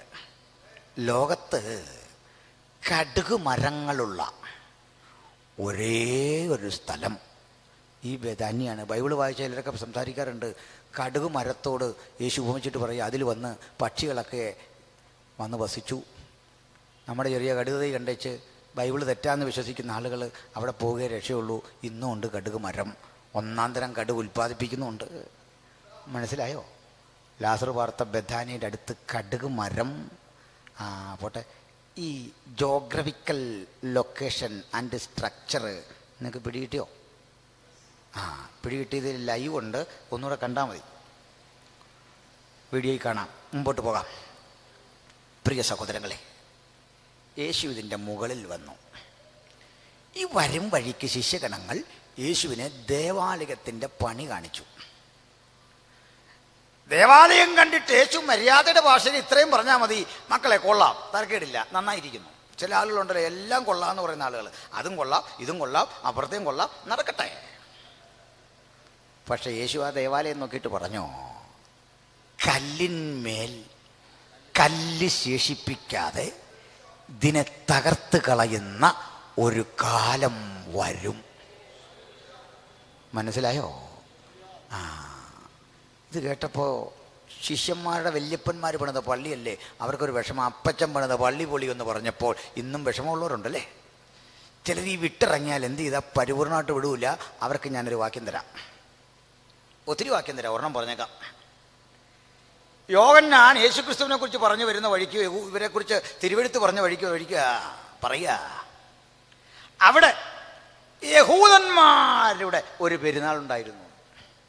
പറഞ്ഞ പുള്ളി ആരാ? ഒരു യഹൂദൻ. പക്ഷെ പുള്ളി പറയാ യഹൂദന്മാരുടെ ഒരു പെരുന്നാളുണ്ട്. നമ്മളാണ് എങ്ങനെ പറഞ്ഞാണെ, ഞങ്ങളുടെ ഒരു പെരുന്നാളുണ്ടായിരുന്നു. യഹൂദന്മാർ അവനെ വളഞ്ഞു. നമ്മളാണെ പറയാം ഞങ്ങളുടെ ചേട്ടനും കൊച്ചപ്പനും കുഞ്ഞപ്പനും എല്ലാം ചേർന്ന് യേശുവിനെ വളഞ്ഞു. അച്ഛാ, വിട്ടുപോകുന്നതിനെ ഓർക്കരുത്. മനസ്സിലായോ? യോഹന്നാൻ കറ തീർത്ത് വിളിച്ചു പറയുക, അവിടെ യഹൂദന്മാരുടെ ഒരു സിനഗോഗ് ഉണ്ടായിരുന്നു, യഹൂദന്മാരുടെ ഒരു പെരുന്നാൾ ഉണ്ടായിരുന്നു, യഹൂദന്മാർ അവനെ വളഞ്ഞു. എന്നവൻ യേശുവിനോട് കൂടിയോ അന്ന് മുതൽ അവൻ യഹൂദനല്ലാതായി, അവൻ യേശുവുള്ളവനായി തീർന്നോ? യേശു ഉണ്ടെന്ന് പറയുന്നതാണ് എൻ്റെ അഭിമാനം, യേശുവിനോട് കൂടെ നടക്കുന്നതാണ് എൻ്റെ സന്തോഷം, യേശുവിൻ്റെ മകനാണെന്ന് പറയുന്നതാ എൻ്റെ ആനന്ദം, യേശുവാണ് എൻ്റെ ജീവിതത്തിൻ്റെ ചൈതന്യം. യേശുവേ, നിന്നെക്കുറിച്ച് പറയുന്നതാ എൻ്റെ ജീവിതത്തിൻ്റെ സുരക്ഷ. യേശുവേ, നീയാണ് എൻ്റെ മാർഗദർശി, നീയാണ് എൻ്റെ വഴി, നീയാണ് എൻ്റെ സത്യം, നീയാണ് എൻ്റെ ജീവൻ, നീയാണ് എൻ്റെ സർവസ്വം, നീയാണ് എൻ്റെ സർവസ്വം എന്ന് പറയുന്നത് പോലെ ആനന്ദ നിർഭരമായ മറ്റൊന്നുമില്ല. അങ്ങനെ യേശുവിനെ കണ്ട് ഇറങ്ങിത്തിരിച്ചവന്റെ ആ സന്തോഷത്തിന്റെ പ്രതിഫലനമാ ആ സുവിശേഷം. ഹല്ലേലൂയ. അപ്പോൾ ഈ വാക്ക് കേട്ടപ്പോൾ അവർക്കൊരു ദുഃഖമൊക്കെ വന്നെങ്കിൽ അവരൊരു ചോദ്യം, അത് എപ്പോൾ സംഭവിക്കും? നിന്റെ വരവിനും യുഗാവസാനത്തിനും അടയാളമെന്തെന്ന് ഞങ്ങൾക്ക് പറഞ്ഞു തരണം. അവിടെയുണ്ട് പരിഭാഷയിലൊരു മിസ്റ്റേക്ക്. ലോകാവസാനമല്ല, പിന്നെ യുഗാവസാനം. ഞങ്ങൾ ഈ ലോകം അവസാനിക്കുമെന്ന് പറയുന്ന ആളുകളെ അല്ല, തെറ്റിദ്ധരിക്കരുത്. പറച്ച് ഞങ്ങൾ ട്രാൻസ്ഫോംഡ് ആകും ലോകമെന്ന് പ്രസംഗിക്കുന്നവരാ. യുഗങ്ങൾ അവസാനിച്ച് പുതുവാന ഭൂമികൾ സൃഷ്ടിക്കപ്പെടുമെന്ന് വിശ്വസിക്കുന്നവരാ ഞങ്ങൾ. നിന്റെ വരവിനും യുഗാവസാനത്തിനും അടയാളമെന്തെന്ന് ഞങ്ങൾക്ക് പറഞ്ഞു തരേണം. മറുപടി യേശു ആദ്യം പറഞ്ഞൊരു മുന്നറിയിപ്പ്, ആരും നിങ്ങളെ തെറ്റിക്കരുത്. എൻ്റെ പേരും പറഞ്ഞുകൊണ്ട് പലരും വരും. നിങ്ങൾ ഇന്നും കണ്ടോ ഒരു കാര്യം, ബഹുമാനപ്പെട്ട സഹോദരങ്ങൾ, പരിഷ്കൃതരായ പ്രബുദ്ധരായ ഒരു സമൂഹം ഈ കരിപ്രയിൽ വചനം കേൾക്കുന്നവരായിട്ട് ഇതിൻ്റെ പുറത്തുമുണ്ടെന്ന് ഞാൻ മനസ്സിലാക്കുന്നു. അവരോടെല്ലാം ഒരു ചോദ്യമാണ്, നിങ്ങൾ ഇന്നും കാണുന്നോ ഒരു കാഴ്ച? ജീവിതത്തിൽ നിങ്ങൾ ഇന്ന് വരെ കണ്ടിട്ടുണ്ടോ? ഞാൻ സോക്രട്ടീസ് ആണെന്ന് പറഞ്ഞ ഒരാൾ നമ്മളെ ആരെങ്കിലും സമീപിച്ചിട്ടുണ്ടോ? ഞാൻ ഗാന്ധിജിയാണ് എന്ന് പറഞ്ഞ് പുതുതായിട്ട് ആരെങ്കിലും നമ്മളെ കാണാൻ വന്നിട്ടുണ്ടോ? ഞാൻ ആൽബർട്ട് ഐൻസ്റ്റീനാന്ന് പറഞ്ഞ് വന്നിട്ടില്ല. വരുന്നവനെല്ലാം പറയുന്നത് യേശുവാണ്. കാരണം അവനറിയാം പറയാൻ കൊള്ളാവുന്നൊരു പേരായത്. പിടികിട്ടിയോ? ഇന്നും അവതാരങ്ങളായി യേശുവിൻ്റെ അനുഗാമികളായിട്ട് ആളുകളിങ്ങനെ വന്നിട്ട് പറയുക, ഞാനാണ് യേശു. മനസ്സിലാകുന്നോ? ഇതാ പ്രവചനത്തിൻ്റെ ശക്തിയാ. എൻ്റെ പേരെടുത്ത് എൻ്റെ നാമം ധരിച്ച് പലരും വരും. വീണ്ടും പറഞ്ഞു, കള്ളപ്രവാചകന്മാർ പലരും എഴുന്നേൽക്കും. ലക്ഷണങ്ങളെല്ലാം കൃത്യം പറഞ്ഞു. തൻ്റെ വരവിൻ്റെ ലക്ഷണത്തോട് ബന്ധപ്പെട്ടൊരു കാര്യം കൂടി പറഞ്ഞു. സൈന്യങ്ങൾ യെരൂശലേമിനെ വളഞ്ഞിരിക്കുന്നത് കാണുമ്പോൾ അതിൻ്റെ ശൂന്യകാലം അടുത്തു എന്ന് നിങ്ങൾ അറിഞ്ഞിരിക്കണം. ഇത്രയും പറഞ്ഞു. അന്ന് യഹൂദയിലുള്ളവർ പ്രാണരക്ഷാർത്ഥം മലമുകളിലേക്ക് ഓടിപ്പോകട്ടെ. നിങ്ങളുടെ ഓടിപ്പോക്ക് ഒരു ശീതകാലത്താകാതിരുന്നാൽ കൊള്ളാം. അന്ന് പിഞ്ചോമനകൾക്ക്, മുലകുടിപ്പിക്കുന്ന അമ്മമാർക്ക്, കുഞ്ഞുങ്ങൾക്ക് അയ്യോ കഷ്ടം. യേശു പ്രവചിച്ചു. AD 30 ഒരു ഏപ്രിൽ മാസത്തിൻ്റെ ആരംഭത്തിൽ യേശു പ്രവചിച്ചു. യേശു പ്രവചിക്കുമ്പോഴിതാ മനോഹരമായ യെരൂശലേം ദേവാലയം മാർബിളിൽ തീർത്ത ഒരു മനോഹര ശില്പമായി, ഒരു കവിത പോലെ പരിലസിച്ചിരിക്കുന്ന ഘട്ടത്തിൽ ആ മഹാദേവാലയത്തെ നോക്കി യേശു പറയുക, ഇത് തകരും. കെട്ടുറപ്പുള്ളൊരു സ്ഥാപനത്തെ നോക്കി യേശു കൃത്യതയോടെ വിളിച്ചു പറഞ്ഞു, ഇത് തകരും.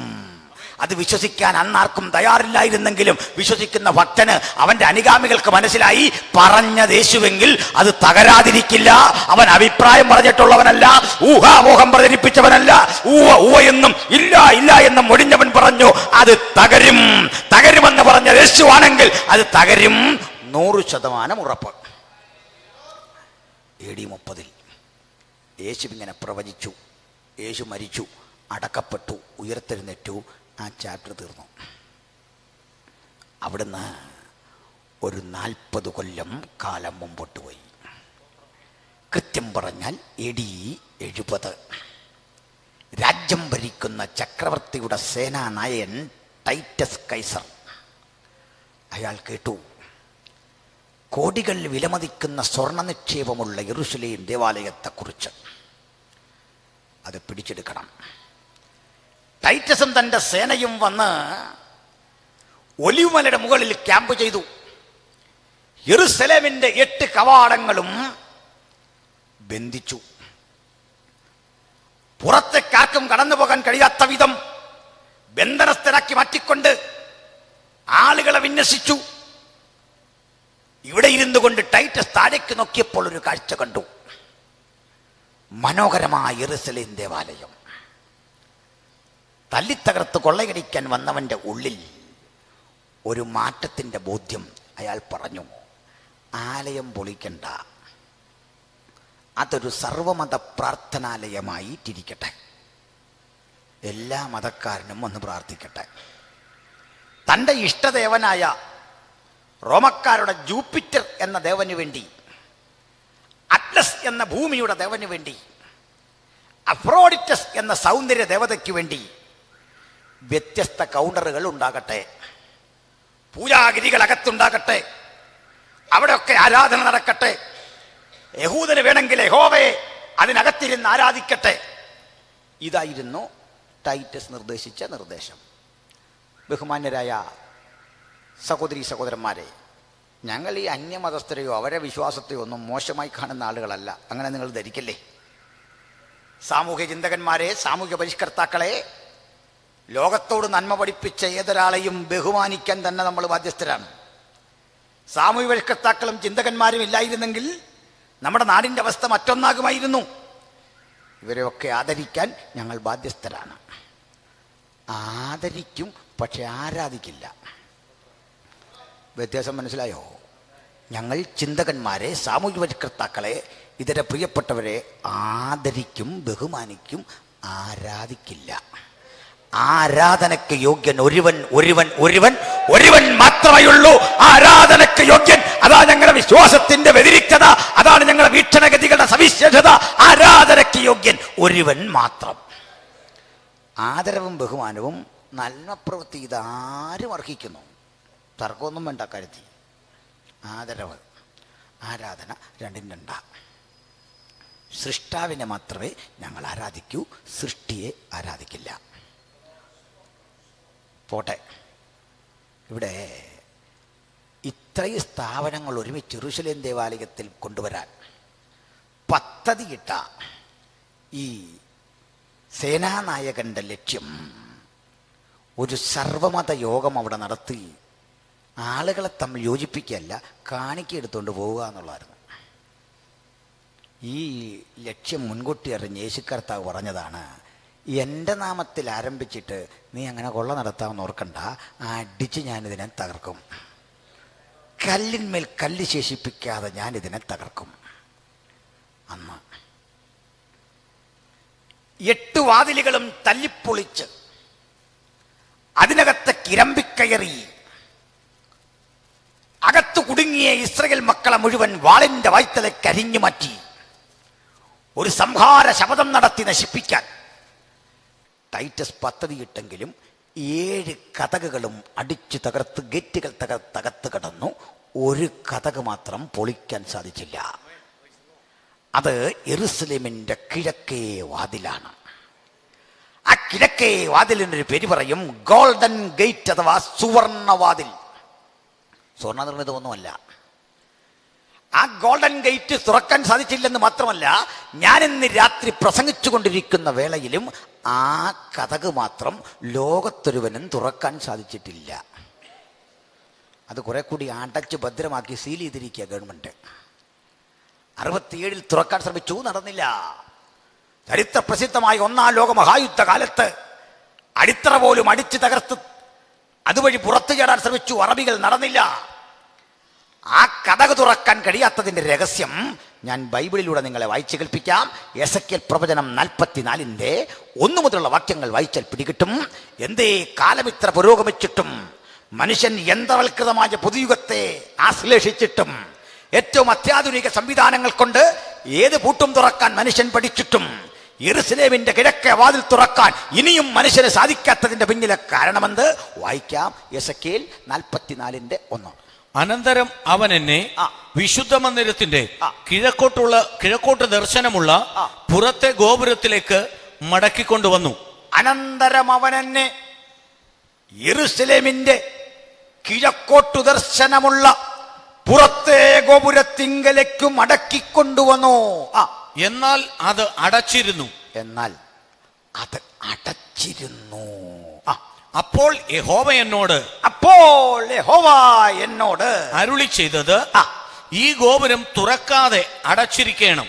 മനുഷ്യപുത്ര, ഈ ഗോപുരം തുറക്കാതെ അടച്ചിരിക്കണം. ആരും അതിൽ കൂടി കടക്കരുത്. ഇസ്രായേലിന്റെ ദൈവമായ യഹോവ അതിൽ കൂടി അകത്ത് കടന്നതുകൊണ്ട് അത് അടച്ചിരിക്കണം. ഇസ്രായേലിന്റെ ദൈവമായ യഹോവ അതിൽ കൂടി അകത്തു കടന്നിരിക്കൊണ്ട് അത് അടച്ചിരിക്കണം. ആരും അത് തുറക്കരുത്. അതിൻ്റെ അടുത്ത് ആരും തുറക്കലെന്നല്ല, തുറക്കും. താമസം വിന അത് തുറക്കും. ആരാണ് തുറക്കുന്നതെന്ന് പറയാ. അത് തുറക്കുന്നത് അത്യാധുനികമായ ഏതെങ്കിലും യന്ത്ര സംവിധാനങ്ങളുടെ സഹായത്തോടെയല്ല. മിസൈലുകൾ വർഷിച്ചുകൊണ്ടോ ആയുധശക്തി കൊണ്ടോ ആർക്കും തുറക്കാനാവാത്ത ആ കിഴക്കേ വാതിൽ തുറക്കുന്നത് ആരെന്ന് ഞാൻ ബോധ്യപ്പെടുത്താം. ആരും അടയ്ക്കാതെ വണ്ണം തുറക്കുന്നവൻ, ആരും തുറക്കാതെ വണ്ണം അടക്കുന്നവന്റെ മുമ്പിൽ മാത്രമേ ആ കതക് മലക്ക തുറക്കൂ. അതിന് കാലമധികം താമസമില്ല. അതുകൊണ്ടാണ് ഞങ്ങൾ വിളിച്ചു പറയുന്നത്, ഞങ്ങൾ പ്രസംഗിക്കുന്ന യേശുക്രിസ്തുവിന്റെ മടങ്ങി വരുമ്പം ബൈബിൾ പ്രവചിച്ച സംഭവ വികാസങ്ങളും കാലത്തോട് നീതി പുലർത്തിയ അത്യുന്നതന്റെ ശബ്ദമാ. അതുകൊണ്ട് ഉലകമേ മനസ്സിലാക്ക്, ഇത് പാഴുവാക്കുകളല്ല, ഇത് ദൈവത്തിന്റെ ആത്യന്തിക വചനത്തിന്റെ വെളിപ്പാടാണ് ഈ തിരുവെഴുത്ത്. അങ്ങോട്ടാ വരുന്നത്, ശ്രദ്ധിച്ചാട്ടെ. ഈ കർത്താവ് ഇത്രയും പറഞ്ഞു പോയതാ. ടൈറ്റസ് ഇത് നശിപ്പിക്കാൻ വന്നിട്ട് രക്ഷിക്കാൻ പിന്നെ ശ്രമിച്ചെങ്കിലും 7 വാതിൽ വഴി അകത്തേക്ക് ഓടിക്കയറിയ ആളുകൾ ദേവാലയത്തിനകത്ത് കടന്നു. ചെറുത്തു നിന്ന ആളുകളെയൊക്കെ വാളിന്റെ വായ്ത്തലയ്ക്ക് വെട്ടി. പ്രാണരക്ഷാർത്ഥം പലരും പല വഴിക്ക് ചിതറി ഓടി. ഒടുവിൽ ചിലർ ഓടിക്കയറിയത് ആണ്ടിലൊരിക്കൽ മഹാപുരോഹിതൻ കിടക്കുന്ന അന്തർമന്ദിരത്തിനകത്തും എല്ലാ വിലക്കുകളും ലംഘിച്ച് പ്രാണരക്ഷാർത്ഥം ഓടിക്കയറി. പുറകെ ഇരുമ്പ് പൂച്ചിട്ട പടയാളികൾ മനുഷ്യരക്തം ചവിട്ടി മലിനമാക്കിയ പാദങ്ങൾ കൊണ്ട് ദേവാലയത്തിൻ്റെ അകം മുഴുവൻ അശുദ്ധമാക്കി. ഒടുവിൽ വിശുദ്ധ വസ്തുക്കൾ വച്ചിരിക്കുന്ന ഇടം കൊള്ളയടിക്കാൻ കടന്നുപോകും വഴിക്ക് ഇരുട്ടറയിൽ സൂക്ഷിച്ചു വച്ചിരിക്കുന്ന നിധികുംഭങ്ങളും വിലപിടിപ്പുള്ള സ്വർണ്ണ നാണയങ്ങളും വഴിപാട് സാമഗ്രികളും കൊള്ളയടിക്കാനുള്ള വ്യഗ്രതയിൽ കരുതി വെച്ച പന്തം ജ്വലിപ്പിച്ചു. പന്തം കയ്യിൽ നിന്ന് വഴുതി തിരശീലക്ക് തീപിടിച്ചു. ഒലിവെണ്ണതകൾ നിറച്ച ക്യാനുകളിലേക്ക് തീ പടർന്നു. ആളിക്കത്തുന്ന തീയും പുകയും പുകച്ചുരുളും കൊണ്ട് അന്തരീക്ഷം മാറിയപ്പോൾ ദേവദാരു പലകൾക്ക് തീപിടിച്ചു, ശീലാന്തുകൾക്ക് തീപിടിച്ചു. ആളിക്കത്തുന്ന തീക്കുള്ളിൽ ചുണ്ണാമ്പ് കല്ലുകൾ വെന്തു പഴുത്തു താഴെ വീണു. യെരൂശലേം കൈക്കുമ്പിളിൽ വാരിയെടുത്തു മാറ്റാവുന്ന ഒരു പിടി ചാരമായി അവശേഷിച്ചു. യെരൂശലേം ഇല്ലാതെയായി. പൊളിക്കരുത് പൊളിക്കരുതെന്ന് പറഞ്ഞ് ചക്രവർത്തി നിന്നെങ്കിലും തീ ആളിക്കത്തി പൊളിഞ്ഞ് കെട്ടിടം താഴെ വീണപ്പോൾ നിർവികാരനായി ടൈറ്റസ് എല്ലാം നോക്കി നിന്നു. ഒടുവിൽ തീയണഞ്ഞ ഘട്ടത്തിൽ ആരോ വന്ന് പറഞ്ഞു, പ്രഭു, കോടികൾ വിലമതിക്കുന്ന സ്വർണം തീയിൽ വെന്ത് കിനിഞ്ഞിറങ്ങി സ്വർണ്ണ കട്ടിയായി ഒരു നിധിയായി ഭൂതലത്തിൽ ഈ അടിത്തറയ്ക്കുള്ളിൽ എവിടെയോ കിടപ്പുണ്ട്. ഇരുമ്പായുധങ്ങൾ കൊണ്ടുവന്നു, ഇരുമ്പ് കലപ്പകൾ കൊണ്ടുവന്ന് ആനകളെ വെച്ച് കെട്ടി ഉഴുത് പടുകുറ്റൻ കല്ലുകൾ ഓരോന്ന് പിഴുതുമാറ്റി അടിത്തറ കൂടി ഇളക്കി മാറ്റുമ്പോൾ യേശു പറഞ്ഞ പ്രവചനത്തിന്റെ രണ്ടാം ഘട്ടം നിറവേറി. ദേവാലയം തകരുമെന്നല്ല, കല്ലിൽ മേൽ കല്ല് ശേഷിക്കാതെ ഈ ദേവാലയം തകരുമെന്ന് യേശു പറഞ്ഞത് അന്വർത്ഥമാക്കിക്കൊണ്ട് കല്ലുകൾ ഓരോ നാനകൾ പിഴുതെറുത് കരക്കി മാറ്റി. ഇന്നും പോയി ഈ സ്ഥലം കാണുന്നവർക്ക് മനസ്സിലാകും ഈ പുസ്തകത്തിലെ പ്രവചനത്തിന്റെ കരുത്ത്. അതിന്റെ പിന്നിൽ ഉദ്ധരിച്ച യേശുവിന്റെ വാക്കുകളുടെ ആകത്തുക അങ്ങനെ മനസ്സിലാകുമെങ്കിൽ അതേ ബലത്തോടെ അതേ ശക്തിയോടെ ഇന്ന് രാത്രി യേശുവിന്റെ ശബ്ദം കേട്ടറിയുന്ന ദൈവമക്കളെ തിരിച്ചറിയുക. ഞാൻ നിന്നെ ഒരു നാളും കൈവിടുകയില്ല, ഞാൻ നിന്നെ ഉപേക്ഷിക്കയില്ല. ജീവിതത്തിന്റെ ഏത് പ്രതിബന്ധങ്ങൾക്ക് നടുവിലും വാക്കിന് വിലയുള്ളവനെ ചൂണ്ടിക്കാട്ടി പറയുക, അവനെ അനുഗമിക്ക്, അവനെ ആരാധിക്ക്, അവനെ പിൻഗമിക്ക്. അത് നിന്റെ ജീവിതത്തിന്റെ ബലം, അത് നിന്റെ ജീവിതത്തിന്റെ പുത്തൻ ഉണർവ്. വരൂ യേശുവിന്റെ പാതാര ബിന്ദങ്ങളിൽ ജീവിതത്തിന്റെ പുത്തൻ അനുഭവം സാംശീകരിച്ചെടുക്കാൻ. ഹല്ലേലൂയ. മുമ്പോട്ട് പോകാം. ഇതോടുകൂടി യഹൂദന് ആലയം നഷ്ടപ്പെട്ട ഇടത്ത് നിൽക്കാൻ മനസ്സില്ലാതെ വന്നു. ഞങ്ങളിൻ്റെ ഇടയ്ക്ക് ഒരു കാര്യം കൂടി പറയാം. ഞങ്ങളാണെങ്കിൽ ആലയം നഷ്ടപ്പെട്ടു എന്നോർത്ത് ഒന്നിനും പോവില്ല. അതിൻ്റെ കാരണം എന്താ? ആദ്യം മനസ്സിലാക്കിക്കോ, ഞങ്ങൾ ഈ ഷീറ്റുമൊക്കെ വെച്ച് പണി കഴിപ്പിച്ച കെട്ടിടം കണ്ട് നിങ്ങൾ ഈ ആലയം എന്നൊന്നും വിളിക്കണ്ട. ഇതൊരു ഹാളാണ്. യഥാർത്ഥ ആലയം ഞങ്ങൾ തന്നെ. അതാ കാര്യം. ഇനി അത് പൊളിഞ്ഞാലും ഞങ്ങൾക്ക് വിഷയമില്ല. എന്താ വിഷയമില്ലാത്തതിൻ്റെ കാര്യം? ഇതൊക്കെ ഞങ്ങൾ പണ്ടേ യേശു നിമിത്തം ഉപേക്ഷിച്ച, ഈ ശരീരം പണ്ടേ ഉപേക്ഷിച്ച, പിന്നെ ആത്മാവ് വസിക്കുന്ന അതിൻ്റെ ചട്ടക്കൂടായതുകൊണ്ട് ഇങ്ങനെ കുളിച്ചൊരുങ്ങിയൊക്കെ വരുന്നെന്നുള്ളേ ഉള്ളൂ. ഞങ്ങൾ കളഞ്ഞ ഈ ബോഡി കിട്ട ഈ തല്ലെല്ലാം തല്ലുന്നത് നമ്മളിത് പണ്ടേ കളഞ്ഞ. എത്രയും പെട്ടെന്ന് ഇത് വേസ്റ്റ് കൊട്ടയിൽ പോകാൻ വേണ്ടി കാത്തിരിക്കുന്ന സാധനമാണ് നമ്മുടെ ഈ ശരീരം. നമുക്ക് സന്തോഷമില്ല. അതുകൊണ്ട് ആ ഉറപ്പുള്ള ഒരു ട്രാക്ട് കൊടുക്കാൻ പോയാൽ മതി. അങ്ങനെ ഉറപ്പില്ലാത്തവനൊന്നും ഈ പണിക്കിറങ്ങല്ലേ, നാണം കെട്ട പണിയാണ് നിനക്കത്. ഇതല്പം ധൈര്യവും സന്തോഷമൊക്കെ ഉള്ളവൻ്റെ കർത്താവ് ഏൽപ്പിച്ചിരിക്കുന്നൊരു പണിയാണ് ഈ ട്രാക്ട് കൊടുപ്പും സുവിശേഷമൊക്കെ. സ്തോത്രം. അതൊന്ന് എടുത്ത് പറയാനായിട്ടുണ്ട്. ആവേശം കയറി ചെയ്യേണ്ട പണിയല്ലിത്, നിയോഗം കൊണ്ട് ചെയ്യേണ്ട പണിയാണ്. ഹല്ലേലൂയ. ഒന്നുകൂടെ അത് വ്യക്തമാക്കാനുണ്ട്. നിയോഗം കൊണ്ട് ചെയ്താൽ ഇത്ര ഐശ്വര്യമുള്ളൊരു പണിയില്ല. നിയോഗം വിട്ട് ചെയ്താൽ ഇത്രയും മെനകെട്ടൊരു പരിപാടിയില്ല. പോലെ ആവശ്യമില്ലാത്തതിന് പോകരുത്, ആവേശം കയറി ചെയ്യരുത്. എന്താ കാര്യം? ഇതിനകത്ത് കഷ്ടതയും വേദനയും നൊമ്പരവും ഇടയ്ക്കിടയ്ക്ക് ചെറിയ ആശ്വാസവും ഒക്കെ ഉണ്ടെന്നറിഞ്ഞ ഞങ്ങൾ ഈ പണിക്കിറങ്ങിയേ.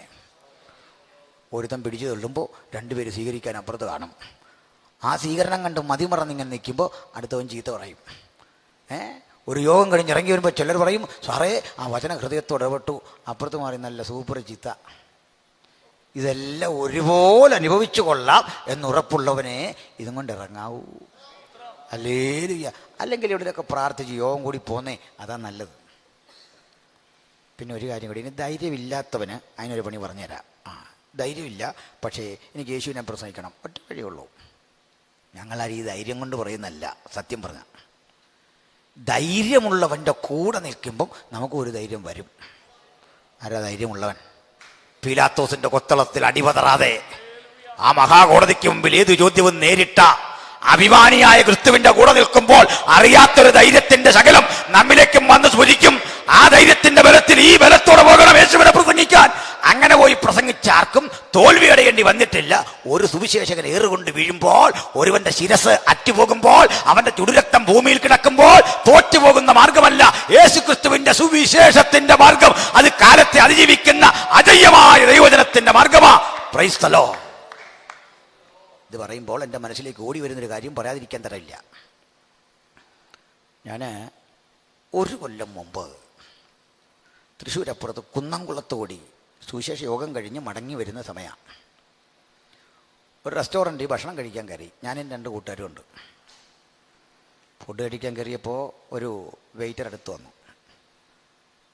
എൻ്റെ ഈ വേഷമൊക്കെ കണ്ടിട്ട് ചോദിച്ചു, ഫാദറാണോ എന്ന് ചോദിച്ചു. എനിക്ക് ആ കാര്യത്തിൽ നല്ല ഉറപ്പാണ്. ഞാൻ പറഞ്ഞു ഞാൻ ഫാദറാണെന്ന് പറഞ്ഞു. കാരണം മക്കൾ 3 എനിക്ക്. ഇന്ന് പല ഫാദർമാർക്കും ഫാദറാണെന്ന് പറയാൻ അത്ര ആക്കം പോരാ. അപ്പോൾ ഫാദറാണെന്ന് പറയാൻ എനിക്ക് നല്ല കോൺഫിഡൻസ്. എനിക്ക് പോപ്പിനേക്കാൾ അധികാരമുണ്ട് ഫാദറാന്ന് പറയാൻ. അതുകൊണ്ട് ഫാദറെന്ന് എന്നെ വിളിക്കുന്നില്ല, ഒരു തെറ്റില്ല.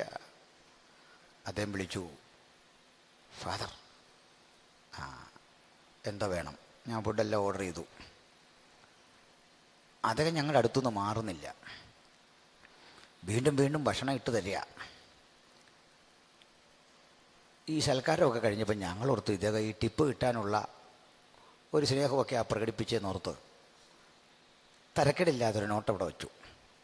അതുപോലെ അദ്ദേഹം ട്രീറ്റ് ചെയ്തു. അദ്ദേഹം പണം എടുത്ത് തിരികെ പുകച്ചിട്ട് പറയാ, ഫാദറിൻ്റെ ഇന്ന് ഞാൻ വാങ്ങൂല, ഫാദറിൻ്റെ ഇരിക്കട്ടെ. ഇതെന്തൊരു കളി. ഞങ്ങൾ താങ്ക്സ് എല്ലാം പറഞ്ഞ് ഹോട്ടലിൻ്റെ പുറത്തെത്തി. ആ മനുഷ്യൻ പുറകെ വന്നു. ഫാദർ, ഒരു വാക്കൊന്ന് പ്രാർത്ഥിച്ചിട്ട് പോണേ. ആ റോഡരികിൽ നിന്ന് പ്രാർത്ഥിക്കാൻ ആരംഭിക്കുമ്പോൾ ഞാനൊരു ചോദ്യം ചോദിച്ചു, ബ്രദർ, ഇതെന്താ ഞങ്ങളോട് ഇത്ര സ്നേഹം? പറയൂ. ആ കണ്ണൊന്ന് നിറഞ്ഞു. ഫാദർ, ഈ സ്ഥാപനത്തിൽ വന്ന് ഒരു വെയിറ്ററായി പണിയെടുക്കേണ്ട ആളല്ല ഞാൻ, ഒരു ഹൈന്ദവ സഹോദരനാണ്. അദ്ദേഹം ഇതിലും നല്ലൊരു ഹോട്ടൽ സ്വന്തമുണ്ടായിരുന്നു. മനസമാധാനം കിട്ടിയില്ല, കളഞ്ഞിട്ട് പോന്നു. ഞാൻ എന്തു പറ്റിപ്പാടാ? അദ്ദേഹം പറയാണ്, ഒറീസയിൽ ഞാനൊരു റെസ്റ്റോറൻറ്റ് നടത്തുക.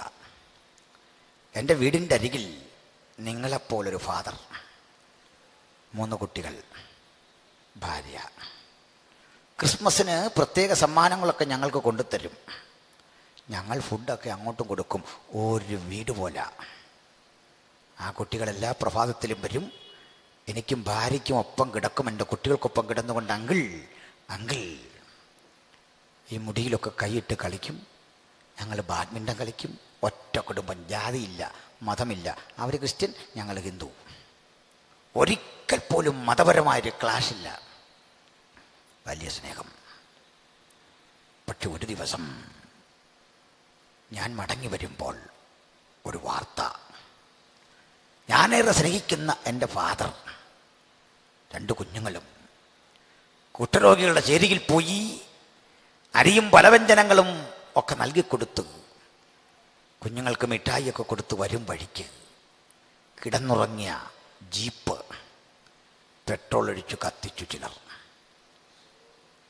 വണ്ടിയുടെ ഗ്ലാസ് പൊട്ടിച്ച് പുറത്തു ചാടി പ്രാണരക്ഷാർത്ഥം ഒന്ന് പുറത്തു ചാടാൻ ആഗ്രഹിച്ച കുട്ടിയെ തൃശൂലം കൊണ്ട് കുത്തിയെടുത്ത് തിരിച്ചകത്തിട്ടു. വെന്തുമരിച്ച 3 പേർ, തിമത്തി, ഫിലിപ്പ്, ഗ്രാം സ്റ്റെയിൻസ്. 3 പേർ ഒരുമിച്ച് കരിക്കട്ടയായി ഒട്ടിപ്പിടിച്ചിരിക്കുന്നു. അവർക്ക് 3 ശവക്കുഴികൾ എടുക്കുമ്പോൾ ഗ്ലാഡീസ് ആൻറ്റി, ആ പെൺകുട്ടി നിർവികാരതയോടെ കരയുന്ന മനസ്സ് ഞാൻ കണ്ടു. ഫാദർ, രാത്രി കിടന്നുറങ്ങുമ്പോൾ ഭീതിയ. ആ കുഞ്ഞുങ്ങൾ രാത്രിയിൽ എന്നെ അരട്ടുന്നു. അവർ വന്നിട്ട് അങ്കിൾ അങ്കിൾ എന്ന് വിളിക്കുന്ന ശബ്ദം കേട്ട് എൻ്റെ കർണപുടങ്ങൾ പ്രകമ്പനം കൊള്ളുന്നു. കിട്ടിയ വിലയ്ക്ക് നാട്ടിൽ വന്നു. ഇനി അങ്ങോട്ട് പോകണ്ട. സ്റ്റെയിൻസ് ഇല്ലാത്ത, തിമത്തിയും ഫിലിപ്പുമില്ലാത്ത ആ മണ്ണിലേക്ക് എനിക്ക് പോകണ്ട. അന്ന് മുതൽ എൻ്റെ പ്രായച്ചിത്തം നിങ്ങളെപ്പോലുള്ള ആളുകളെ കാണുമ്പോൾ ഭക്ഷണം തരണം, വെള്ളം കൊടുക്കണം. പലരും കല്ലെറിഞ്ഞോടിക്കുന്ന നിങ്ങളുടെ ഹൃദയത്തിൻ്റെ ഉൾത്തുടിപ്പുകൾ എനിക്കറിയാം ഫാദർ. പ്രാർത്ഥിക്കെനിക്ക് വേണ്ടി.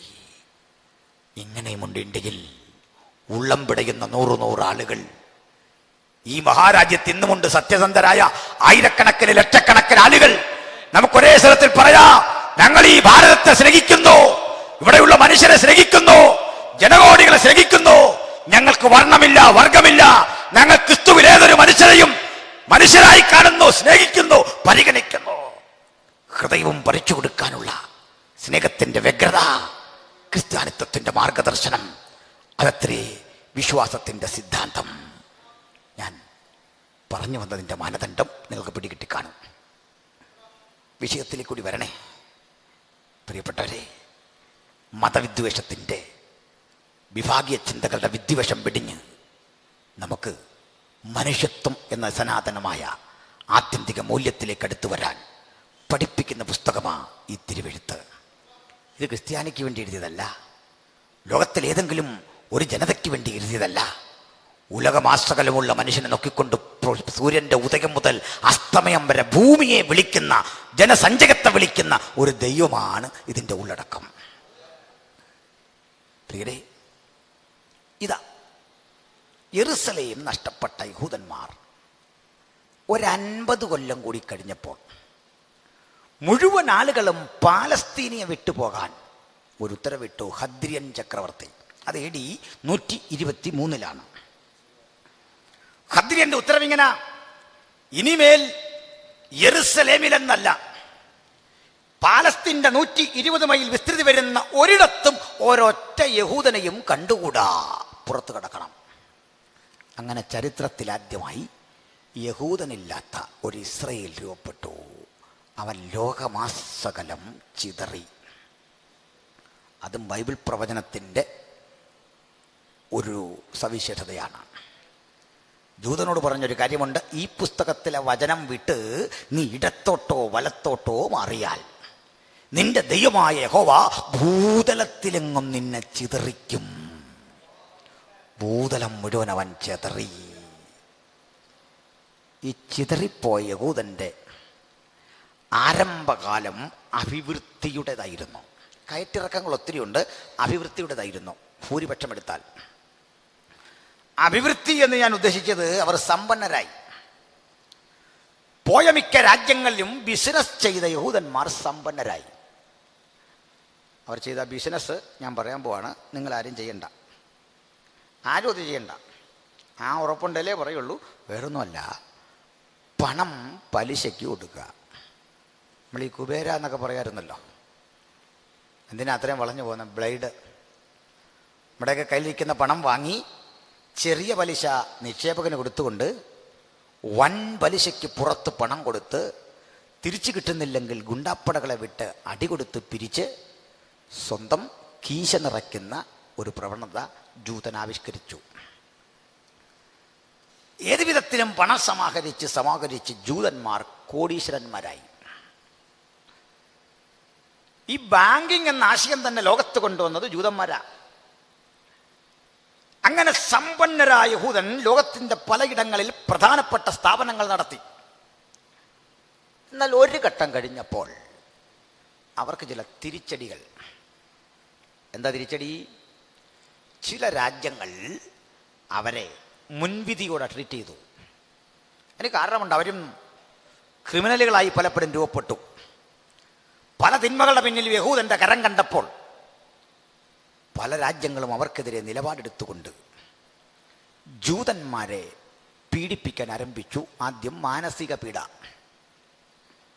എന്താ മാനസിക പീഡ? ഒരു നിസാര കുറ്റം ചുമത്തി ഒരു ജൂതനെ അറസ്റ്റ് ചെയ്താൽ അവനന്ന് ഒരു പുതിയ ടീഷർട്ട് കിട്ടും. അത് നല്ല കാര്യമാണല്ലോ, നമ്മളെയൊക്കെ അറസ്റ്റ് ചെയ്ത ടീഷർട്ടാണോ കിട്ടുന്നത്?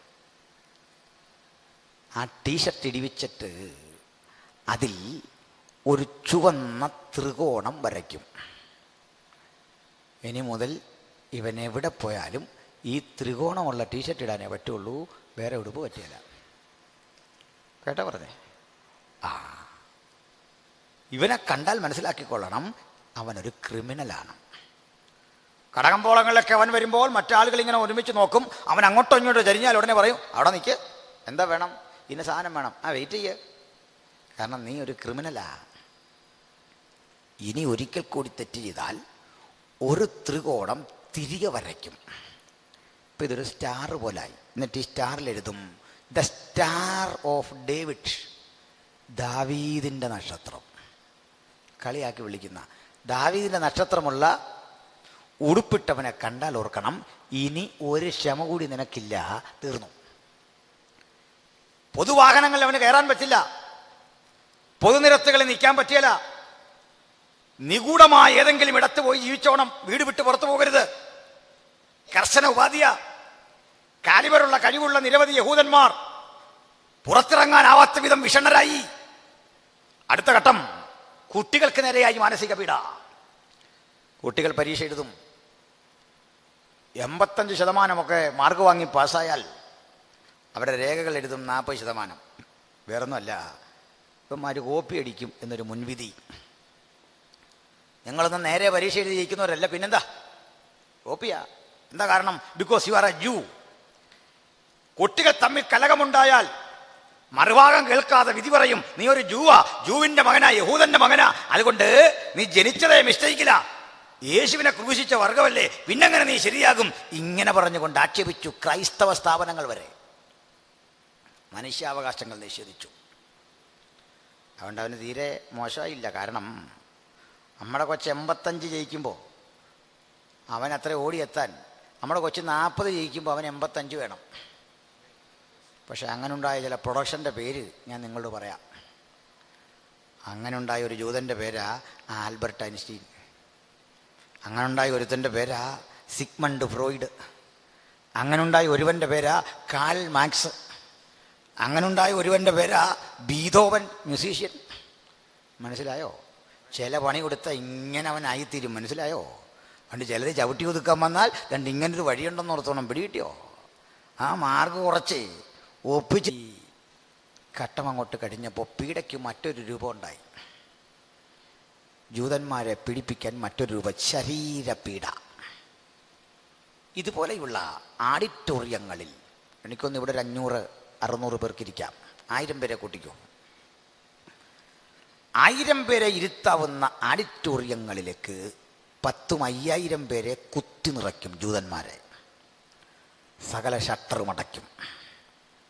ഇതിനകത്തേക്ക് നെർവസ് ഗ്യാസ് എന്നറിയപ്പെടുന്ന പ്രത്യേകതരം വാതകം പമ്പ് ചെയ്യും. എന്താ നെർവസ് ഗ്യാസ് ശ്രദ്ധിച്ചാൽ? മെലിഞ്ഞുണങ്ങിയ മനുഷ്യനും തടിച്ചു വീർക്കും. ഞരമ്പൊക്കെ PVC പൈപ്പ് കണക്കെ വികസിക്കും. ആൾ വീർത്തു പൊട്ടി മരിക്കും. നെർവസ് ഗ്യാസ്, മാരകമായ വിഷപ്പുകകൾ ഇതിനകത്തേക്ക് കടത്തിവിട്ട് ആളുകൾ മരിക്കും. മരിച്ച ജൂതന്റെ ശരീരം കത്തിച്ചെടുക്കുന്ന ഫസ്റ്റ് ക്വാളിറ്റി കിട്ടുന്ന അതിൻ്റെ ഈ കൊഴുപ്പുണ്ടല്ലോ, അത് മാറ്റിവെക്കും. ഇന്ധനമുണ്ടാക്കാമോ എന്ന പരീക്ഷണത്തിന്. സെക്കൻഡ് ക്വാളിറ്റി മാറ്റിവെക്കും സോപ്പുണ്ടാക്കാൻ. തേർഡ് ക്വാളിറ്റി മാറ്റിവെക്കും, ജൈവാവശിഷ്ടങ്ങൾ മാറ്റിവെക്കും വളത്തിന്. ഹിറ്റ്ലറും മുസോളിനിയും റഷ്യയിലെ സർച്ചക്രവർത്തിമാരും 1-2 പേരെയല്ല, ഹിറ്റ്ലർ മാത്രം കൊന്നൊടുക്കിയത് 1,10,00,000 പേരെ. 1,10,00,000 പേരെ ഹിറ്റ്ലർ കൊന്നൊടുക്കിയതിൽ 60 ലക്ഷവും യഹൂദന്മാർ. 60 ലക്ഷം ജൂതന്മാരെ കൊന്നൊടുക്കി ഹിറ്റ്ലർ. സ്ത്രീകളെയും മറ്റും കൊന്നതും പീഡിപ്പിച്ചതുമായ ചരിത്രം ഒരു പൊതുജന സമക്ഷം പ്രസംഗിച്ചുകൂടാ. ഗർഭവതികളായ സ്ത്രീകളുടെ ഉദരം പിളർന്ന് ഗർഭസ്ഥ ശിശുവിനെ പുറത്തെടുക്കും. ആ ഗർഭസ്ഥ ശിശുവിനെ ഇടിച്ച് പരുവപ്പെടുത്തി ലിക്വിഡാക്കി മാറ്റി സൗന്ദര്യവർദ്ധക വസ്തുക്കൾ ഉണ്ടാക്കി യൂറോപ്പിന്റെ വിപണിയിൽ വിറ്റഴിച്ചു ഹിറ്റ്ലർ. താരതമ്യേന സുന്ദരന്മാരായ യഹൂദന്മാർ റോസ് നിറവും കോതമ്പ് നിറവും ഇടകലർന്ന അവരുടെ ത്വക്ക് കൊന്ന ശേഷം ഉരിഞ്ഞെടുത്ത് വാനിറ്റി ബാഗുകൾ ഉണ്ടാക്കി മാനുകളുടെ തോൽ എന്ന വ്യാജേന യൂറോപ്പിന്റെ വിപണിയിൽ വിറ്റഴിച്ചു ഹിറ്റ്ലർ. മനസ്സിലാകുന്നുണ്ടോ? വെറുതെ അല്ല ഇതൊക്കെ, അതിനൊരു കാരണമുണ്ട് പറയാം. യേശുവിനെ വിചാരണ ചെയ്യുന്ന വേളയിലെ നസ്രായനായ യേശുവിനെ നിർത്തിയിട്ട് പീലാത്തോസ് ഒരു ചോദ്യം അവന്റെ മുഖത്തേക്ക് ആദ്യം നോക്കി ചോദിച്ചു, ഓ Jesus Nasrin ഒഹൈ me Baselios Jesus. ഓ നസ്രായനായ യേശുവേ, നീ രാജാവാണോ? എന്താ പറഞ്ഞാൽ മതി? നമ്മളെല്ലാണെ പറയും രാജാവാന്ന് ഞാൻ പറഞ്ഞു, പക്ഷേ സാർ ഉദ്ദേശിച്ച പോലെ അല്ല. സാർ ഉദ്ദേശിച്ച എൻ്റെ വ്യാഖ്യാനം വേറെയാ. ഞാൻ പറഞ്ഞു വന്നത് രാജാവാ, പക്ഷേ രാജാവല്ല. ഉണ്ടല്ലോ, അതായത് അതിൻ്റേതായിരിക്കുന്നതായിട്ടുള്ളതായ എന്തായാലും പറയുക, ഞാൻ രാജാവാ പക്ഷേ നീ ഉദ്ദേശിച്ച പോലല്ല. സാറ് നോക്കിയാൽ ഞാൻ നികുതി പിരിക്കുകയോ അലമ്പുണ്ടാക്കുകയോ ഒന്നും ചെയ്തിട്ടില്ല. പിന്നെ പ്രസംഗത്തിൽ ഞാനൊരു രാജാവാന്നൊക്കെ പറഞ്ഞിട്ടുണ്ട്. സാർ ഉദ്ദേശിച്ച പോലെ അല്ല. സാറ് തന്നെയാണ് രാജാവ്. ആ മുഖതേജസ് കണ്ടാൽ തന്നെ മനസ്സിലാകുമല്ലോ സാറിനെ പോലൊരു രാജാവ് ഉണ്ടോ. ഇതൊക്കെ നമ്മൾ ചെയ്യുന്നില്ല. യേശു അവൻ്റെ മുഖത്തേക്ക് നോക്കി, യേശുവിനെ നോക്കി അവൻ ചോദിച്ചു, ഓ യേസൂസ്, ഓ Jesus Nasrin ഒഹൈ me Baselios Jesus. നസ്രയനായ യേശുവേ, നീ രാജാവാണോ?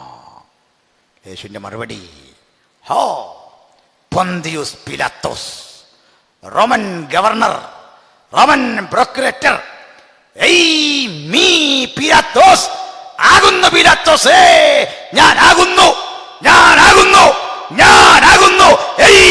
മീ, ഞാനാകുന്നു, ഞാനാകുന്നവൻ ഞാനാകുന്നു. എനിക്ക് തുല്യനായി ഒരുവനുമില്ല. കോടതി മുറിക്കുള്ളിൽ സ്വരമിടറാത്തവൻ, അടിപതറാത്തവൻ, ചങ്കുറപ്പുള്ളവൻ, ധൈര്യശാലി, അവനെ ചൂണ്ടിക്കാട്ടിയ ഞങ്ങളും വിളിച്ചു പറയുന്നത് ഇവൻ ഞങ്ങളുടെ അഭിമാനിയാണ്, ഇവനാണ് ഞങ്ങൾ പ്രസംഗിക്കുന്ന ക്രിസ്തു. അടിപതറാത്തവൻ. അവനെ നോക്കി പീലാത്തോസ് വിളിച്ചു പറഞ്ഞു, ഈ നീതിമാനിൽ ഞാനൊരു കുറ്റവും കാണുന്നില്ല. അതുകൊണ്ട് ജനം വിളിച്ചു പറഞ്ഞു, പറ്റുകയില്ല, ക്രൂശിക്കണം. ക്രൂശിക്കാൻ ഉത്തരവിട്ടവൻ കുറ്റബോധം കൊണ്ട് പറഞ്ഞു, ഈ രക്തത്തിൽ എനിക്ക് പങ്കില്ല. കേട്ട അച്ചായന്മാരൊക്കെ മുണ്ടുപൊക്കി നന്നായി തെറുത്തുടുത്തുകൊണ്ട് ചുവട് ഒപ്പിച്ച് മുമ്പോട്ട് വന്നില്ലേ?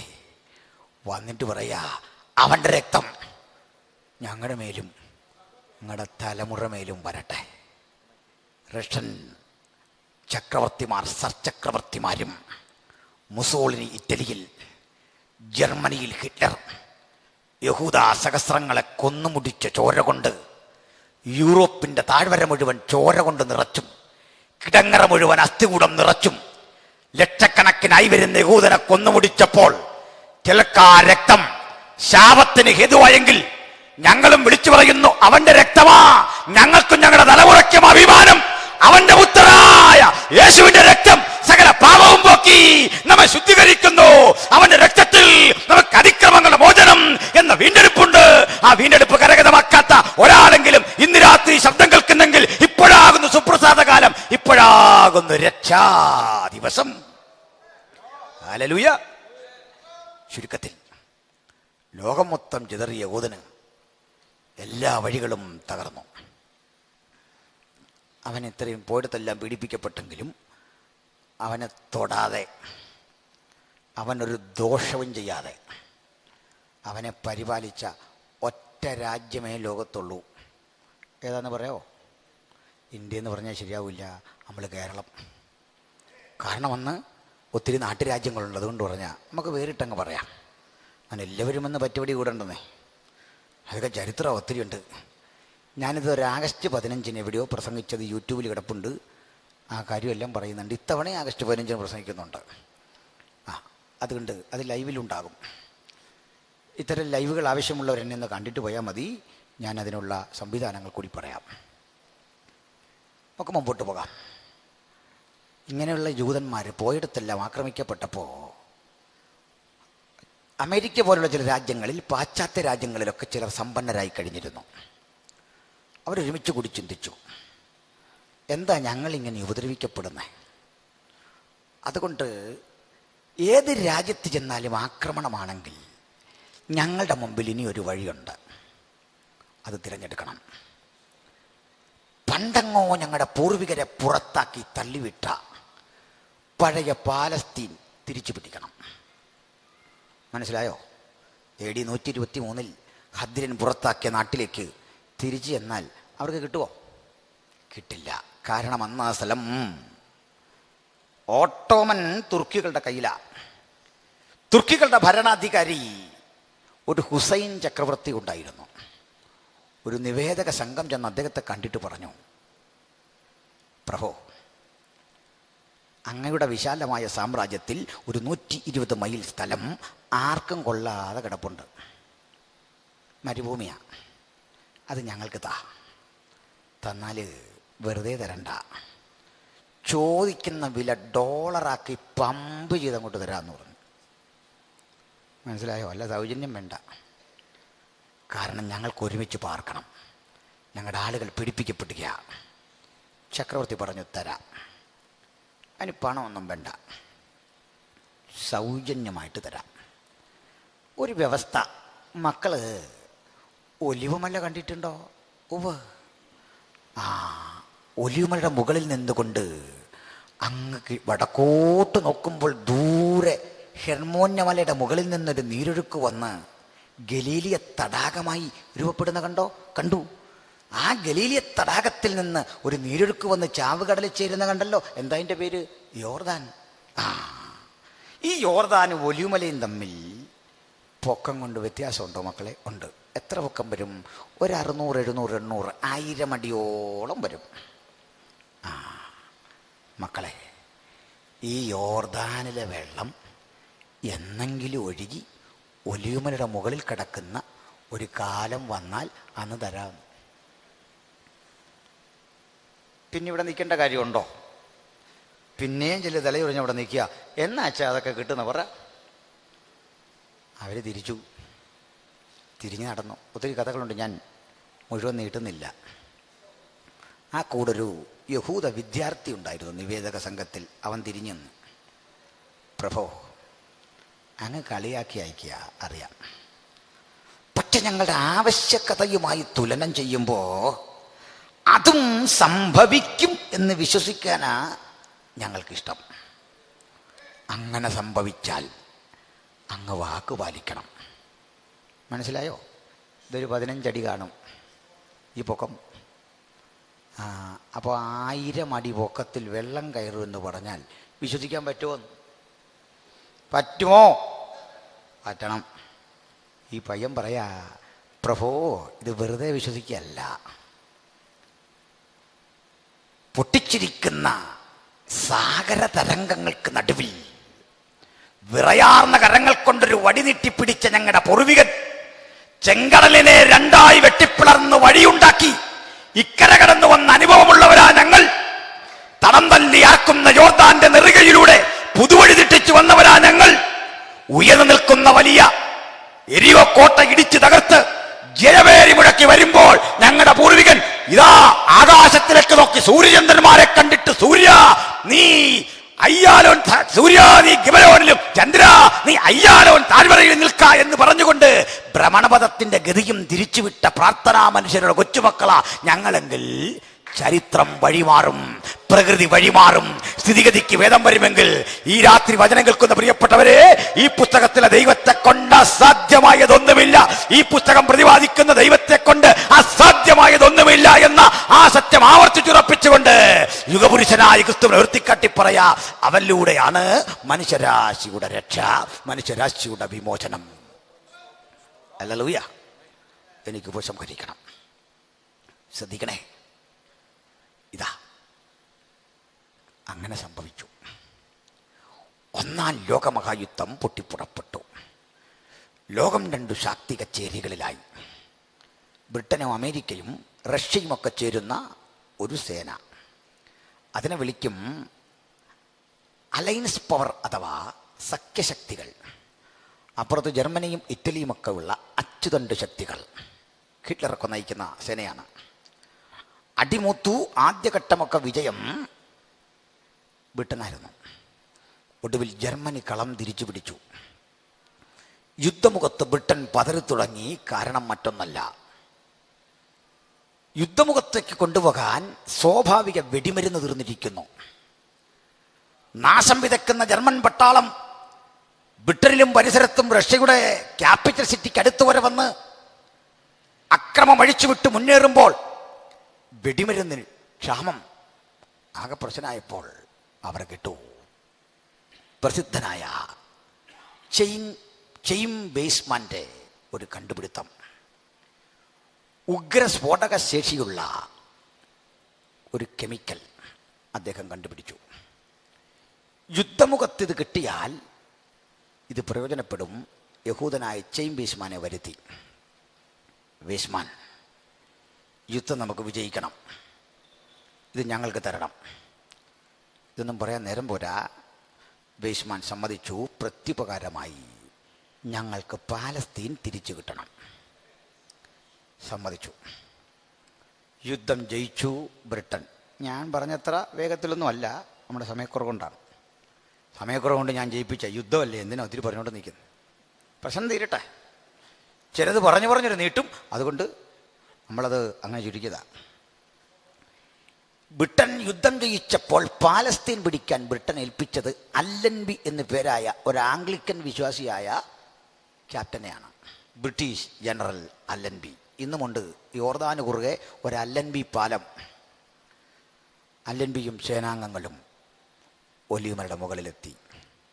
ബൈനോക്കുലർ കൊണ്ട് താഴേക്ക് നോക്കിയപ്പോൾ ഇതാ തകർന്നടിഞ്ഞു കിടക്കുന്നു യെരുശലേം. ആരും തകർക്കാതിരിക്കുന്നു കിഴക്കേ വാതിൽ. ഈ സ്ഥലമെല്ലാം കണ്ടപ്പോൾ ബൈബിൾ വായിച്ച് ശീലിച്ച അല്ലൻബിക്കൊരു ഓർമ്മ, ഇതല്ലേ എൻ്റെ മഹാരാജാവിൻ്റെ നഗരം, ഇവിടെയല്ലേ എൻ്റെ കർത്താവ് മാരക മരക്കുരിശിൽ പ്രാണനെ വെടിഞ്ഞ സ്ഥലം, അവൻ്റെ ചോരപ്പാടുകൾ വീണ ഈ സ്ഥലത്ത് യുദ്ധം ചെയ്യാൻ എനിക്ക് ആക്കം പോരാ. കൺട്രോൾ റൂമിലേക്ക് അറിയിച്ചു, എന്നെ ഒന്ന് മടക്കി വിളിക്കണം. മറുപടി, അല്ലൻബി, നിങ്ങൾ തന്നെ ഇത് നിർവഹിക്കണം, മാറ്റാനൊക്കില്ല.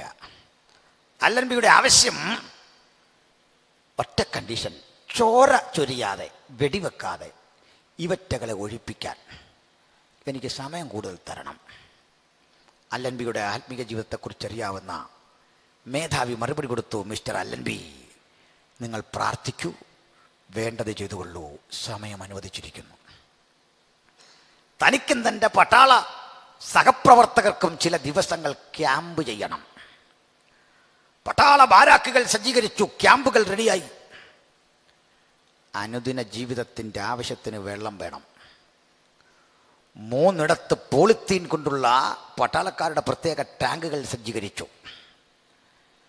3 പമ്പ് വെച്ച് വെള്ളം നിറച്ച് ഒലിവുമലയുടെ മീതയും വെള്ളം എത്തിച്ചു. അവിടുത്തെ വെള്ളം യോർദാനിലെ വെള്ളം.